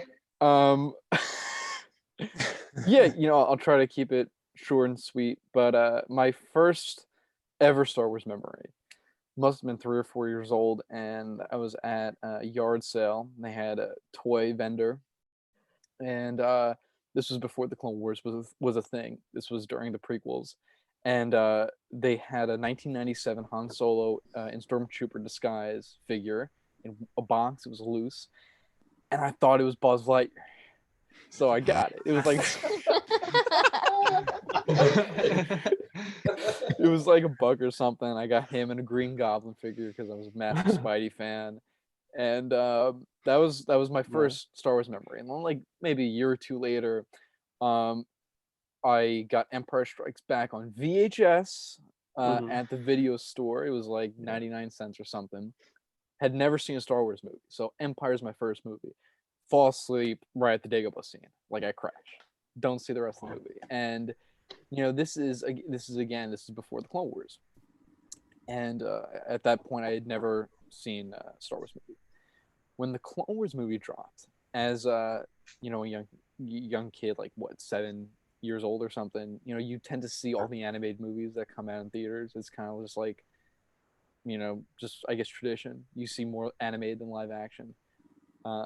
And I saw the Clone Wars movie and absolutely loved it, and never made the connection with Star Wars because the way George and Dave crafted that movie and then next with the series is that you didn't have to be a fan of the films. You could just jump right in, and it was made where 7-year-old me could enjoy it. Series began in October. I watched obviously every week, on Cartoon Network, whether it was Friday or Saturday morning, Friday night, and I just fell in love with it. I vividly remember the first time seeing so many episodes. But for me, everything changed when I went to Disney World for my 10th birthday, and I rode Star Tours. And that for me just changed my life. Never in my life have I ever experienced something so immersive, and I became just like a massive Star Wars obsessed mega fan at that point. Once I got home and got all the movies on VHS and the prequels on DVD from the same video store I got Empire back in the day, I would just rewatch the shit out of those tapes. And I remember that Christmas I got some Star Wars toys, and my first Star Wars weekends was Star Wars Weekends 2012, and it was just amazing. I have this photo because you guys were pulling up photos. Way to go. Eric, guys, get ready for this. Picturing you the way you looked when we met, but on Star Tours, yeah, that's the funniest thing I've thought of in like a week. Oh my Oh, R2D2. Yeah. Oh yeah. R2D2. Yeah. Like, when I think of Star Wars, I automatically go back to the first day starting out with weekends, and Ashley and James have watched. I spoke with James earlier today, and he said to me, cool. I remember when you were here, and like they watch you grow up, and you watch the series grow up, and you watch the characters grow up, and from then, I went to Star Wars Weekends 2012 through 15. I met Corey, I met Ross, Gian. So many friends who I am still obviously great friends with today. And without, obviously I'm a massive fan of the movies, but without the Clone Wars, especially during the time between 05 and 2015, when there was no content coming out for fans, it was the Clone Wars that kept me going. And when I remember like 2012, 2013, I had like an Instagram account for Clone Wars fan, and I would always post photos of me taking a photo of my TV watching the episode. I remember when Maul first came back, I went ballistic posting on Instagram. And then like you guys have mentioned, the YouTube community. I mean, I was Ross, and as Corey has mentioned numerous times, I was like the first fan of the Wolfpack. I mean, shout out to my buddy Mike Kira, filmmaker Mike. I mean, Star Wars collectors, you know who I'm talking about. And those videos, what? Remember Sith Lord 229? Yeah. Oh my yeah. God. Yeah. Steve, yes. Commander Bakar 198. Yeah. Oh yeah, Commander Bakar. Yeah. And you know, I just get really nostalgic with Clone Wars. It just brings you back. I mean, I think I speak on behalf of all of us. It brings you back to just a great time, and as we've said before, the Clone Wars fans are just truly the best there are. You know, it is such a beacon of light, if that's a phrase, in the community. You know, there's so much hate, and Clone Wars is kind of like the neutral ground. You know, it's like when you're on a war zone, you got here, but you know, I don't know what I'm talking about. Where's Switzerland? That's my story, I guess. I don't think I've ever met anybody who said they didn't like Clone Wars. Yeah, exactly. Only people who never saw it. Exactly. Exactly. You'll Exactly meet right. people who are There you like, go. no, Clone Wars is for kids. I'm not really into cartoon, or you know, even if you say it's not for kids, I'm not really into animation. But Yeah, if you've seen Clone Wars, that's right. you know. What I You love know. about Siege is that it is a new Star Wars entry point where where it's like there are just certain, like, you can enter in at Revenge of the Sith or Empire. You can enter into Star Wars really at any of the films, but man, if you want somebody to get into Star Wars animation, I mean, you can literally just show them Siege of Mandalore. And it's like, yes, they'll know what happens to certain characters in certain moments, but it's like starting with Revenge of the Sith at 7 years old. I then knew the story and knew what happens and where it goes. Right. But I was then able to enjoy everything else. And I think Siege of Mandalore is absolutely capable of offering the same experience of introducing people to Star Wars and changing their lives too, and the new generation. That's exciting to me. Well, Chad, what is your Clone Wars story? Oh my gosh. So I'll tell you why I'm shaking my head in a moment after I tell you the story. But, for us older people, a lot of what Eric was saying, we were used to the old trilogy, the original trilogy, and then we went into the prequel trilogy, and it got a lot of ridicule, but the people that followed it, the passionate people that love Star Wars, they followed George Lucas, and they realized that Clone Wars was the next step. It was the next step in the evolution of what he wanted to do. He's like, oh, I'm into animation now. He wanted to go into animation, and for people who understood this, they understood that that was our next step. That's where we were going, and then you saw this evolve, and it was this beautiful present. It was like a gift, because like I said the other day, Dave Filoni's been driving the ship for the last decade. Of course he's going to make great Star Wars because he knows Star Wars, because he learned it from the man, And so when I saw it, I was just like, I realize all the ridicule that the prequels are getting, at the time.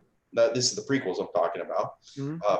Because I think I was 24 years old when the Phantom Menace came out, but there was a lot of prequel hate, and I was like, I'm just gonna follow it, I'm just gonna keep following it, and when Clone Wars came out, I was like, I'm just gonna be as passionate as I can be as a fan of Star Wars for this Clone Wars stuff. I thought it was cool, I was like, I'm gonna follow George, I'm gonna follow this Dave Filoni guy, I'm going to get on Dave's page on Facebook, and just follow it and just enjoy it.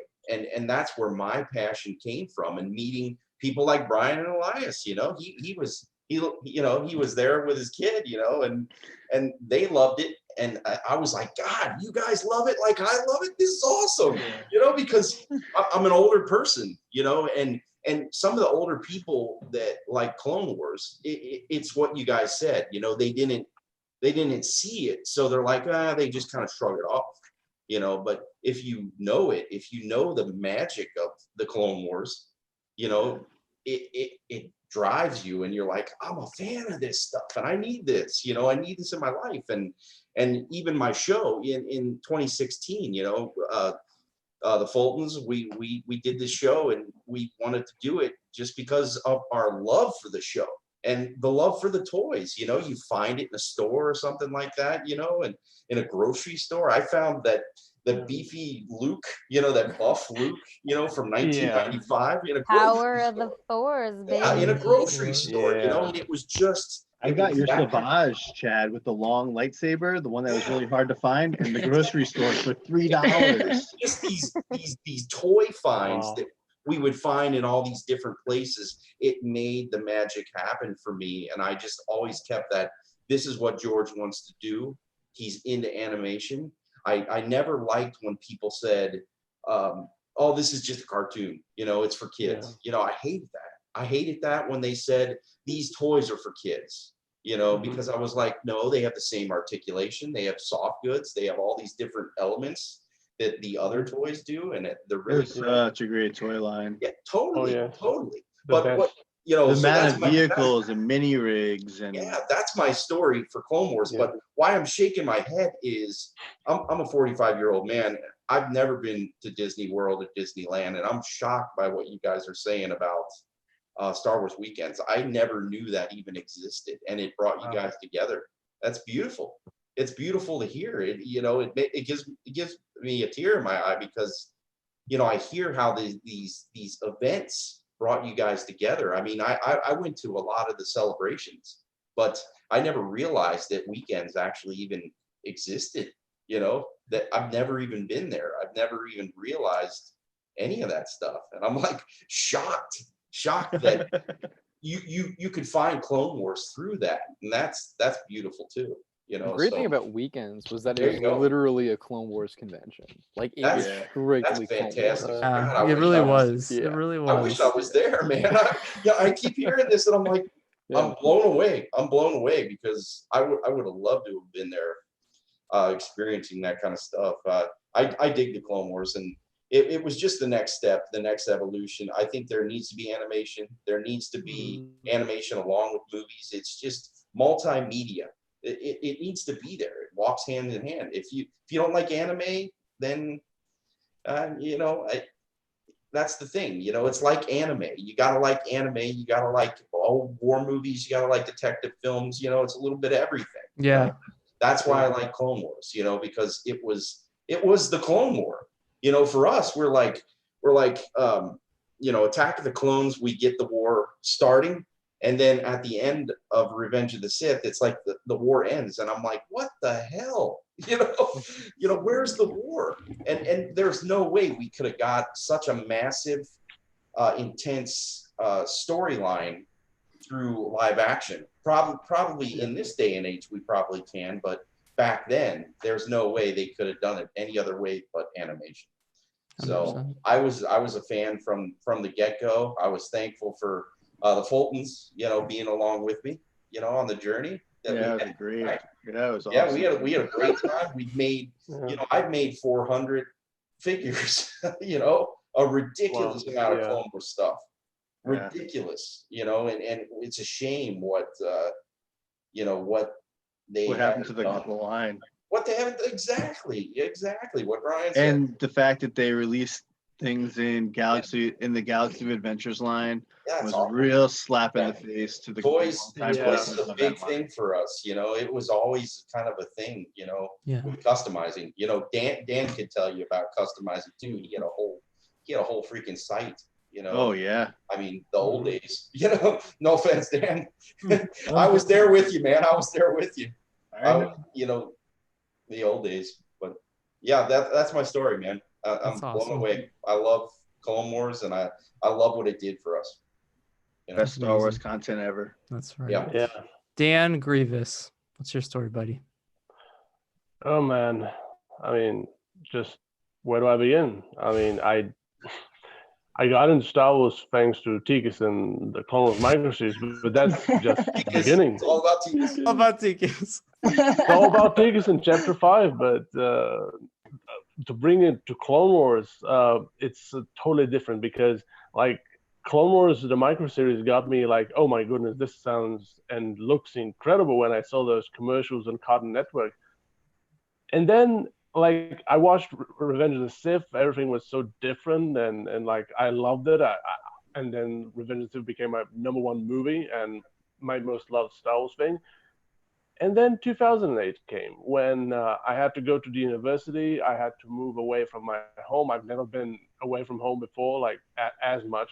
I moved away, said goodbye to all my friends, and I had to start studies at the university in the capital of Bulgaria. And I moved. I started living alone, and like as a student, like you normally do, like not like in a dorm or something, but paying rent and stuff, and got my first job, and through all that, like, and that was 2008 October, and the Clone Wars movie had come out, but I hadn't seen it. But the moment I started the lectures, they started in October, and the Clone Wars started in October. And I always connect that the Clone Wars kind of changed, like it started when my life changed as well. And it was always there when I most needed, when like if there was some exam or studies that were like so impossible or something, or like if a day at work was the worst, always the Clone Wars was there at the end of it. Just at the end of the week, there was always the Clone Wars, like no matter what happened during the week, there was the Clone Wars. And I was so, like, every time I was so thrilled, especially to see, like, more of Grievous, because that was my only little, like, nitpick with the Clone Wars movies, that we saw only a little smidgen of General Grievous at the beginning with Wat Tambor and Newt Gunray. And then I started making videos mainly about the Clone Wars. It all started with, one of my first videos was about Newt Gunray with the song "Money, Money, Money, Make the World Go Round," and then I started making Clone Wars mega mixes. And, for every character, I made a video that, like, a segment that was dedicated with a special song for every character, and everybody usually commented like, "Oh my goodness, you found the perfect song for the perfect like character," like, and that was like my hobby for so many years, and eventually like Facebook happened, and a lot of, like, thanks to the Clone Wars, I met some of the most awesome people on Facebook, like my best friend from the Star Wars Underworld, and eventually, if it wasn't for the Clone Wars, I would not want to go to, like, travel the world and go to Star Wars celebrations in London,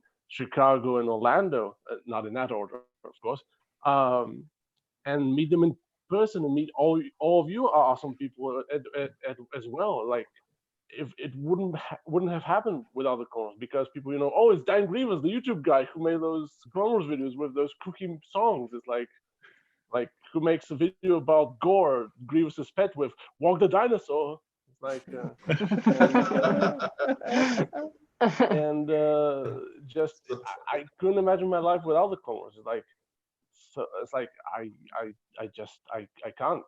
And just seeing this end, it's as Elias said, it's just this end of the chapter. It's like most likely there's another chapter opening right now, but we just don't see the page turning by Dave Filoni, for instance. True. And I couldn't be more thankful for everything that has happened in my life. Like, I wouldn't have, like, met awesome and incredible actors like Steven Stan, Matt Wood, and Vanessa Marshall in person. Like, that was the best. And I don't know, I'm just, especially hearing all of your stories, and just I get all filled up with emotions, and just love it. And I couldn't be more thankful for this series existing, because I got into Star Wars thanks to a little Clone Wars micro series, but the Clone Wars changed my life, and none of what I'm doing now and what I have been doing for the last decade and a half would have happened without the Clone Wars just existing and just being what it is, and being the awesomeness that it is, and it always was. Because my favorite seasons are the first two, actually. Like, a lot of people always say, the best stuff happens after the appearance of Savage Press and onward. I personally love like Senate Spy and the Legacy of Terror episode, the Zillow Beast, all Dr. those Vinny. Hunters. Little beast. and just all these awesomeness. Just I couldn't be more thankful for this show existing. And That's- tickets. That's Yeah, My dude, face that's like going to one her of from the smiling so much. just This is just so cool.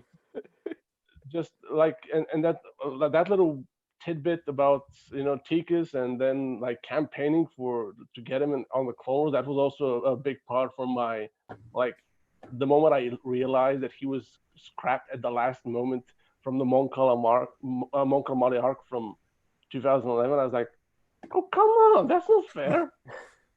And then in 2012, Dave Filoni posted that awesome post on Facebook about Tikus. Like these moments, like this is the best thing about the Clone Wars. Is like all these memories and moments is just mind blowing. that make us who we are. Yeah. Thank you for sharing that, man. Dan Curdo. Yeah.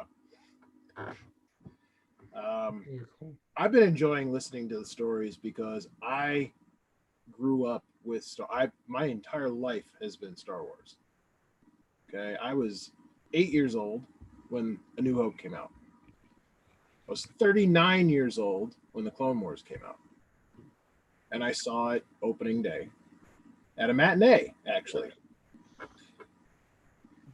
But even prior to that, I was at the convention where George Lucas announced the series. Oh. We didn't know. We thought Revenge of the Sith was going to be it. That's the end. That's it. I wrote a whole bunch of articles about this is the last time that we're going to be able to see these characters on the big screen. So everybody go and enjoy it. The micro series was perfect because it came out in between the films and led into the Revenge of the Sith. And I read all the comic books. I read all the novels. This is back then. Yeah. So everything was like, this is what the Clone Wars was happening in those 3 years between episode 2 and episode 3. That was the Clone Wars. There were video games, comic books, novels, toys, all kinds of stuff. Didn't think they were going to ever do anything else with it. And then they come out and they say, yeah, well, we're going to revisit the Clone Wars and we're going to make it a TV show. And everyone was like, what? But then nothing happened for a few years. 2008, I've told this story before. I met Dave Filoni. You could walk up to the guy, you could do that now, but nobody knew who he was, right?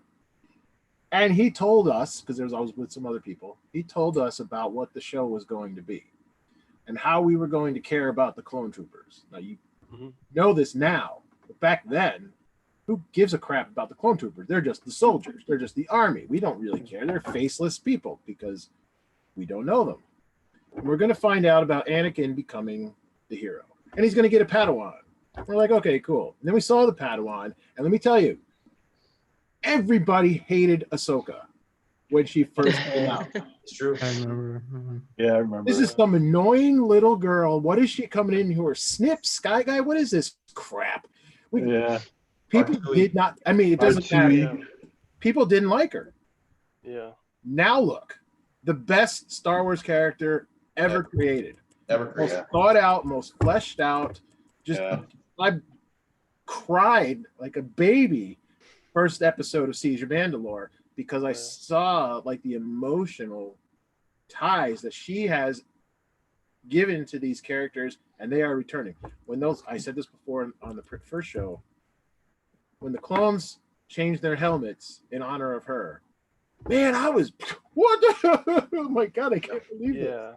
Correct. Right? And then that's where the series ends on the helmet.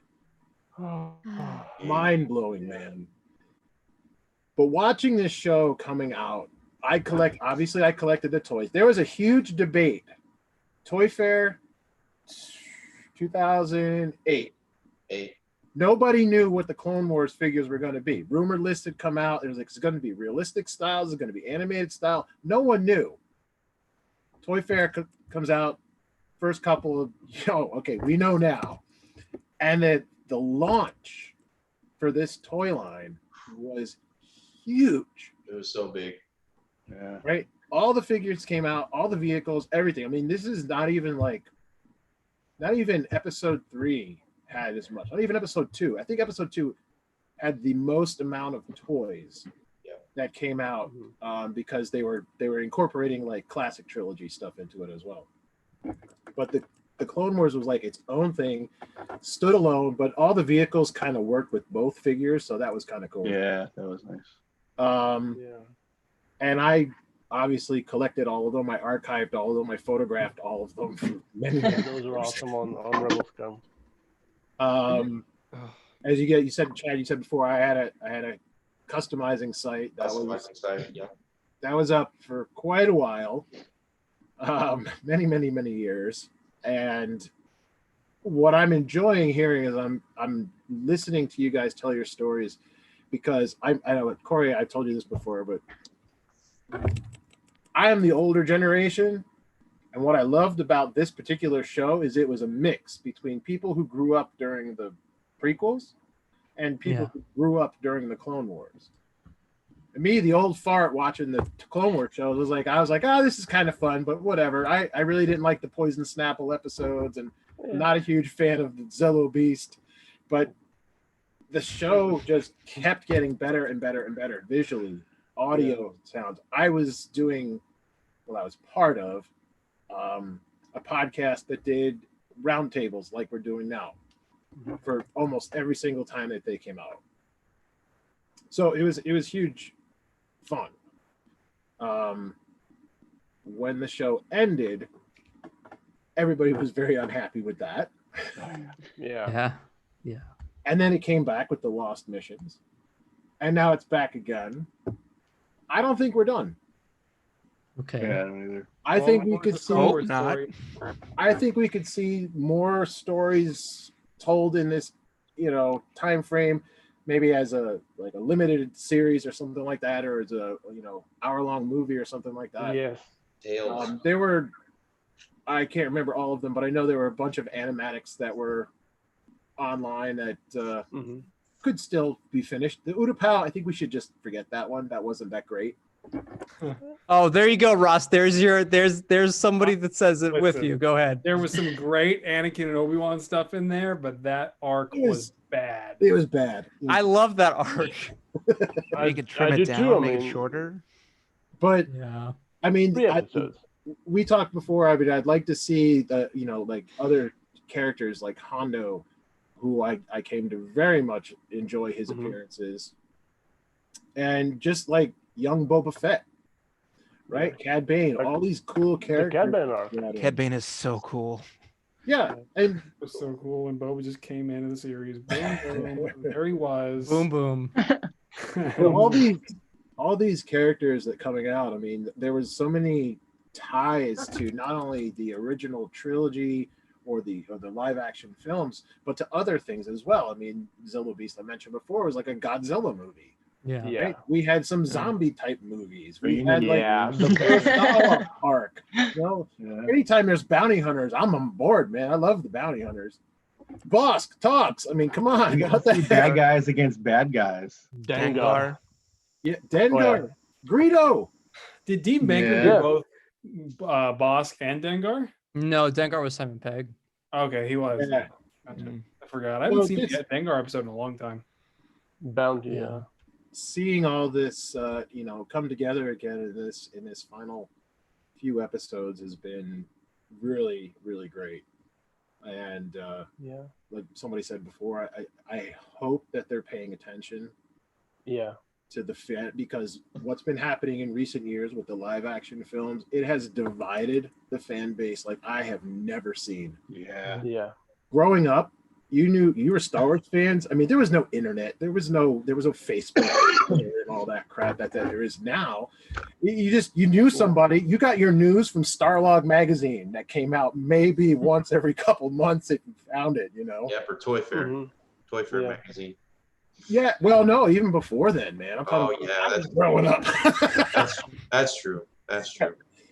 So now there's so much information that's like readily accessible. Half of it might be crap, but it gets people talking, which is always a good thing. I just saw today Taika Waititi is supposed to be doing a Star Wars movie. Yeah. Sweet. That dude's a lot of fun. We'll see. Yeah. Get canceled. So I'm excited. But between the Clone Wars, Mandalorian, and just there's so much that it could be done on Disney Plus, and I think that's the future. Yeah.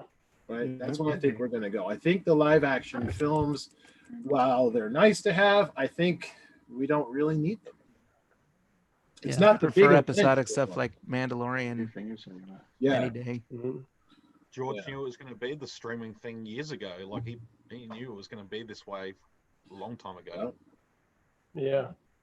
So I don't know. I enjoy them, and plus you have more time to tell longer stories, to see character development. I mentioned before, Ahsoka was not very well liked when she first appeared, and now she's one of the most beloved characters in the entire franchise. Yeah. So you give the character time to develop, it'll be worth it. Yeah. Bo-Katan, Azaz Ventress, plenty of examples. Yeah. I think that Obi-Wan Paul said today just alone shows how much support the show has had and how much we all care about it and care about each other. And I think that's so great that this show is able to do that. So and spark creativity in all of us. And creativity, yeah. Yep. I am going to get very personal right now, and I apologize if this is too much for some people to handle, but I think it's important to talk about certain things. We recently had Ashley on the show, and it was such a great talk about Clone Wars, and I said this to her because this is how I feel about it. Last year, I went through one of the worst times in my whole life, and it was a very uncertain time where I didn't think I'd be able to see Clone Wars. And so being able to sit here with you guys and talk about it every single week and watch it has been such a privilege and an honor. And it really shows the best out of humanity and the best out of a community, because each of you guys have, been a part of my life and helped me in some way. And that would not have been possible without Clone Wars.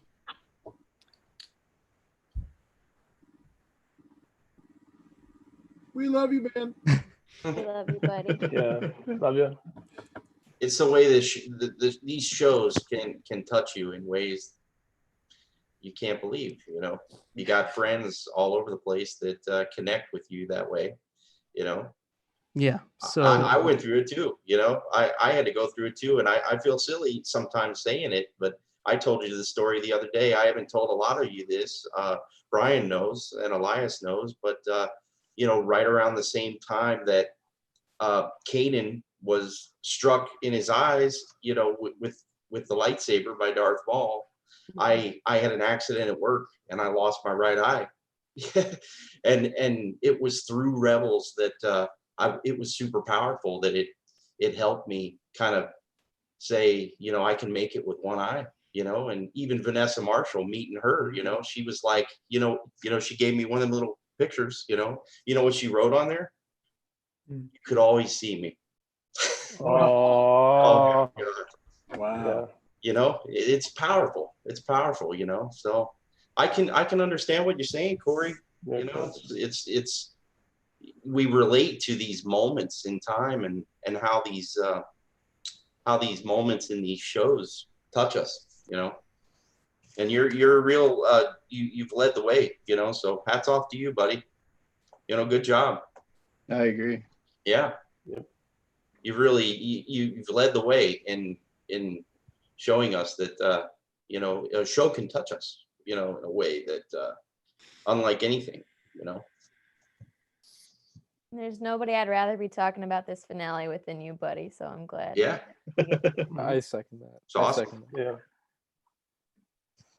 It wouldn't have been the same. Nowhere near. See, I have never met Corey because every time that he goes somewhere, I make sure that I'm not there.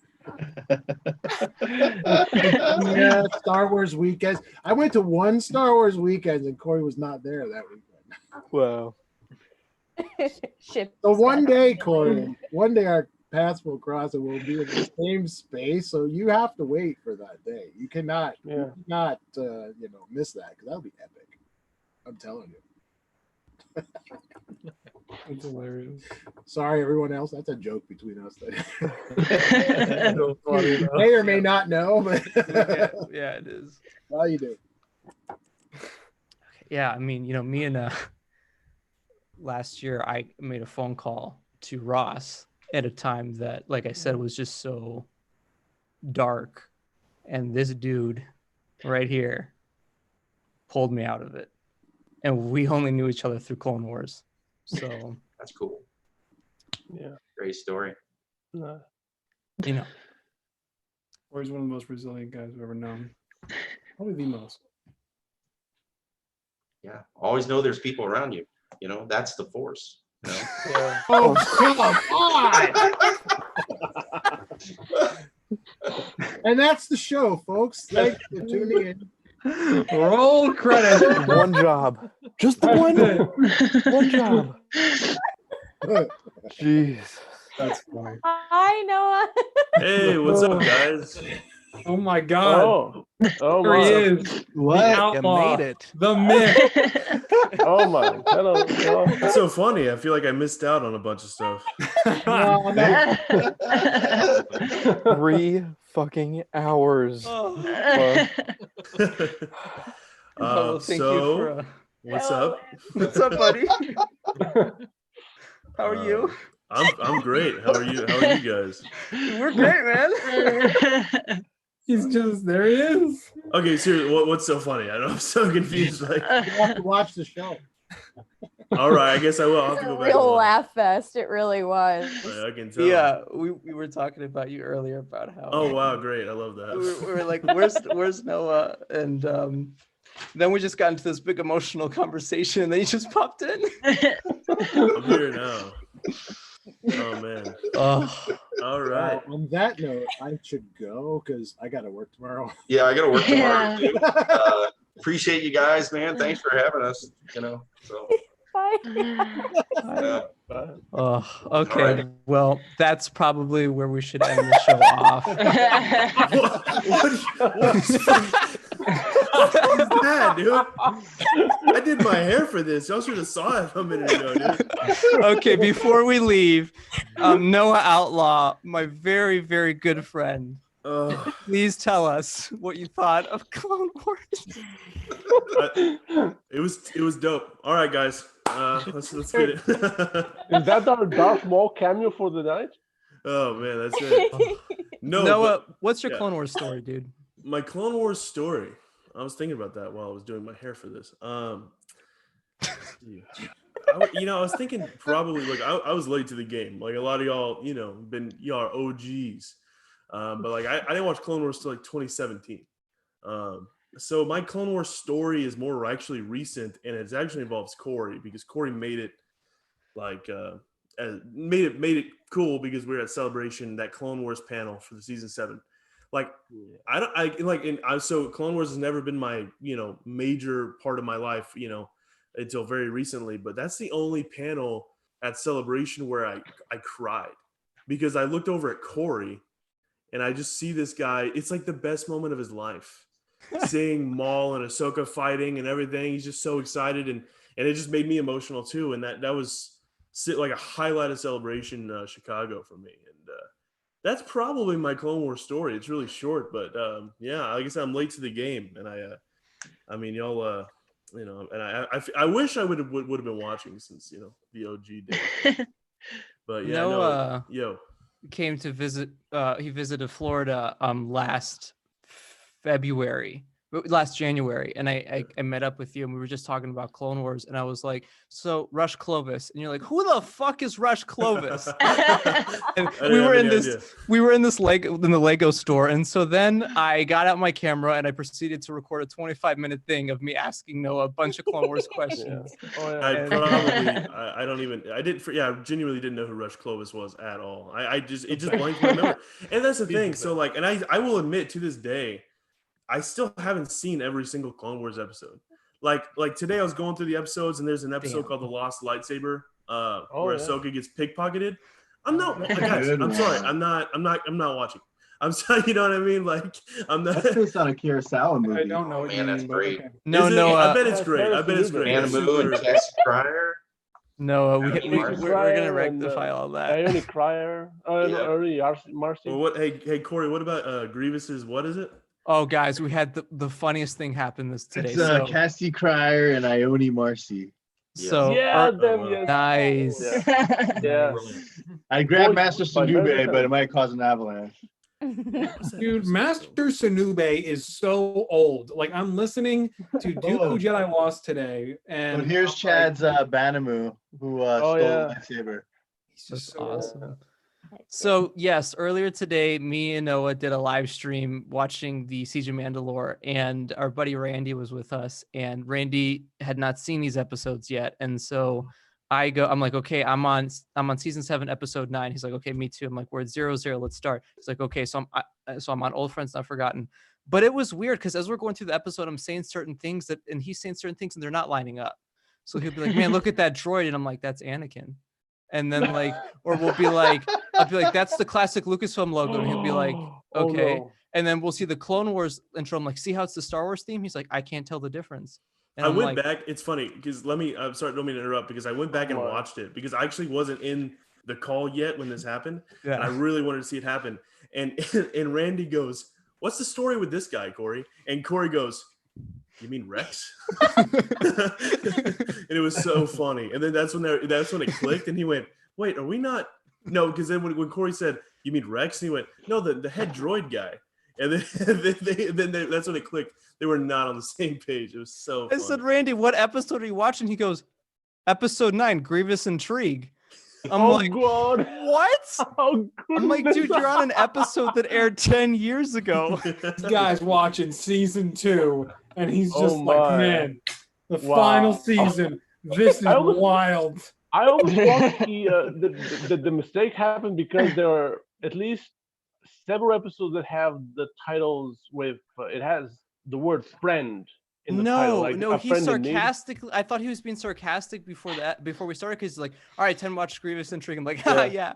And it was serious. So shout out to Randy. So that was so funny. I gotta say that it was funny when we actually got into the episode, because he was like, oh shit, I see what you were talking about now. Like, we're starting, and it's the animation's completely different, and yeah. So well, guys, this is it for the Clone Wars. Corey, I just want to say, Yeah, man, like, Corey, I want to tell you, like, the Clone Wars has been such a massive part of my life, and the ending today, it's bittersweet. But coming here every week and talking about it with you guys has been so much fun. It's something I'm never gonna forget. And I just want to like thank everybody involved in this, just even in Clone Wars, for just existing and being such a big part of my life. It's Like, our honor. It's our honor and a privilege to be able to do these each week with all of you guys here.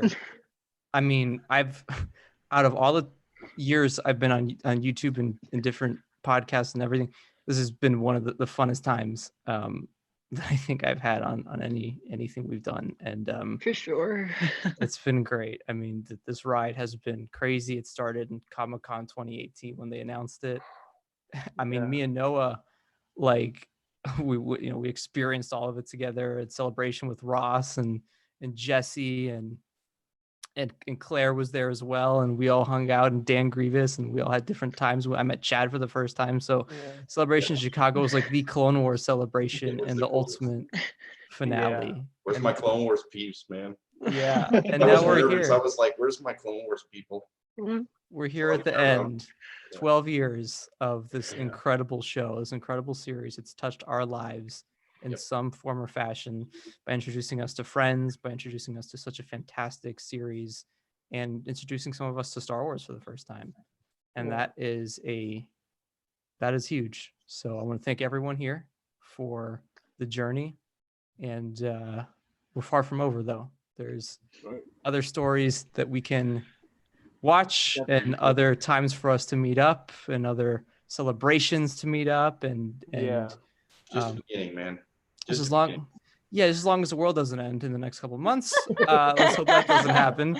It's a very real possibility now. So The world fingers won't crossed. end until the I need to world ride won't end. Galaxy. I need to go to Galaxy's Edge like 50 billion more times and ride Rise of Right. Resistance again. So Exactly right. So for one final time, Ross, where can everybody find you on social media? And I mean everybody. I don't mean like one final time for you. I think you know what I meant.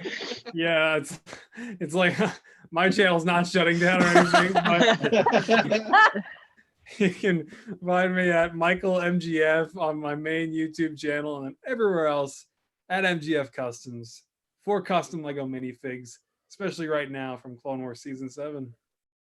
Right. Noah Outlaw. Yes, sir. How are you doing, buddy? Man, I'm good. I'm a little tired, but yeah. You just woke up from a nap.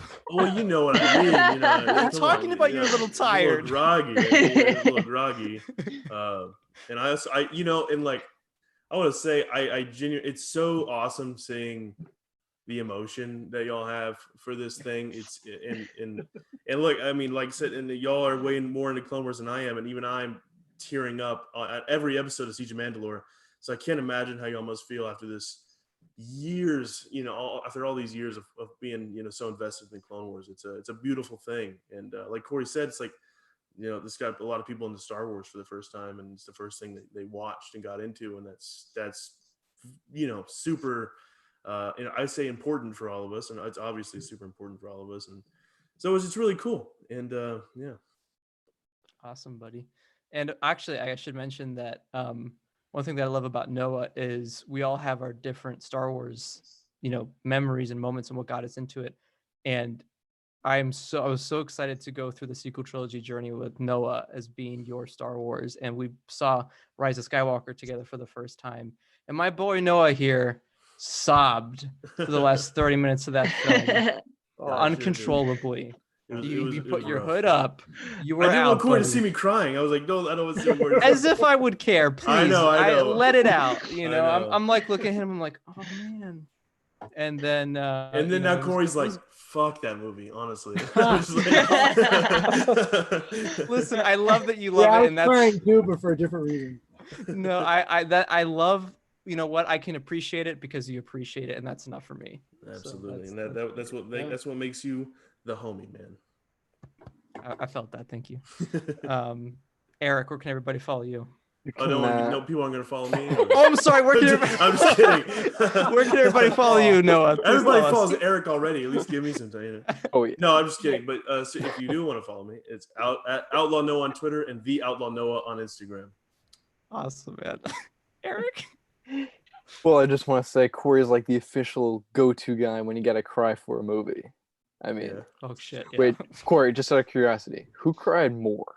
Me? Eric, you almost died. There's a difference between sobbing and almost dying. When this boy saw Avengers Endgame, he was walking out on the brink of death. like at least Noah was like, that was a great journey. And Eric's like, so it's like there's a massive difference. He's like, what, Corey? Can you do that again? I will not do it again. Do it again. Absolutely not. This boy walks out limping, and I have to grab out some, like, Eric, do you need some water? He's like, oh my god. Is that true? It's yes. Oh my goodness. No, there's video footage. There is video footage. It's out there. It exists. Perform the snap with Tony Stark. Yeah. Yes. So you can find me on Twitter at Eric Cameron Film, and then Instagram and Letterboxd at Ness. All right, fancy. Claire, where can everybody find you? You can catch me on Twitter and Instagram at CStribs, and you can catch me on the Imperial Senate podcast, who may or may not have a very interesting guest this week. I don't know. Sizzle, you might know him. I might. You might, especially. You know him pretty well.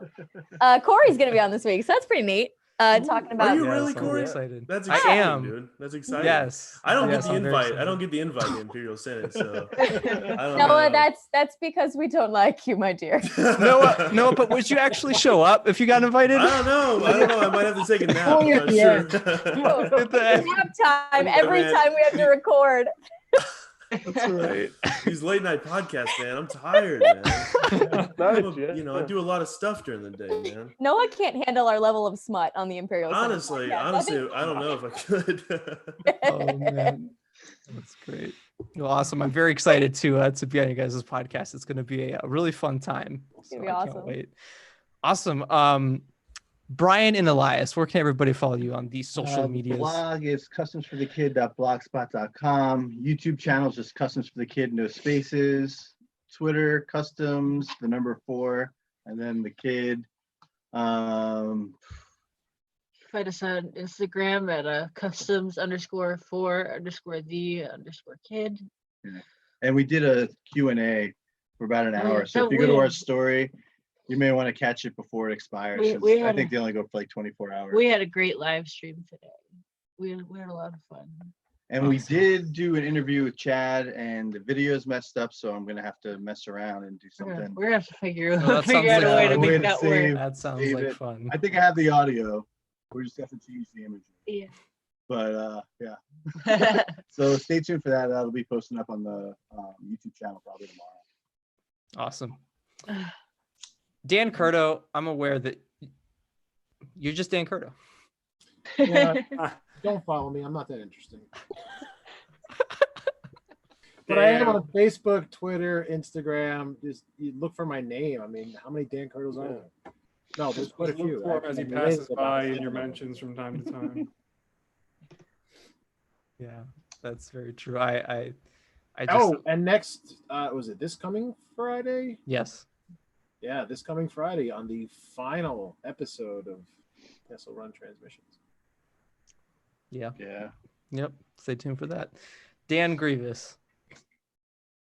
Well, you can find me anywhere on social media, by searching for Dan Grievous, Facebook, Twitter, and you can find a lot of things related to Deakus because that's usually my doing, of course. But season 7 of the Clone Wars and this ending has been really inspiring, and I haven't been so inspired to make videos about the Clone Wars in a while, and I'm especially on YouTube. So search Dan Grievous on YouTube.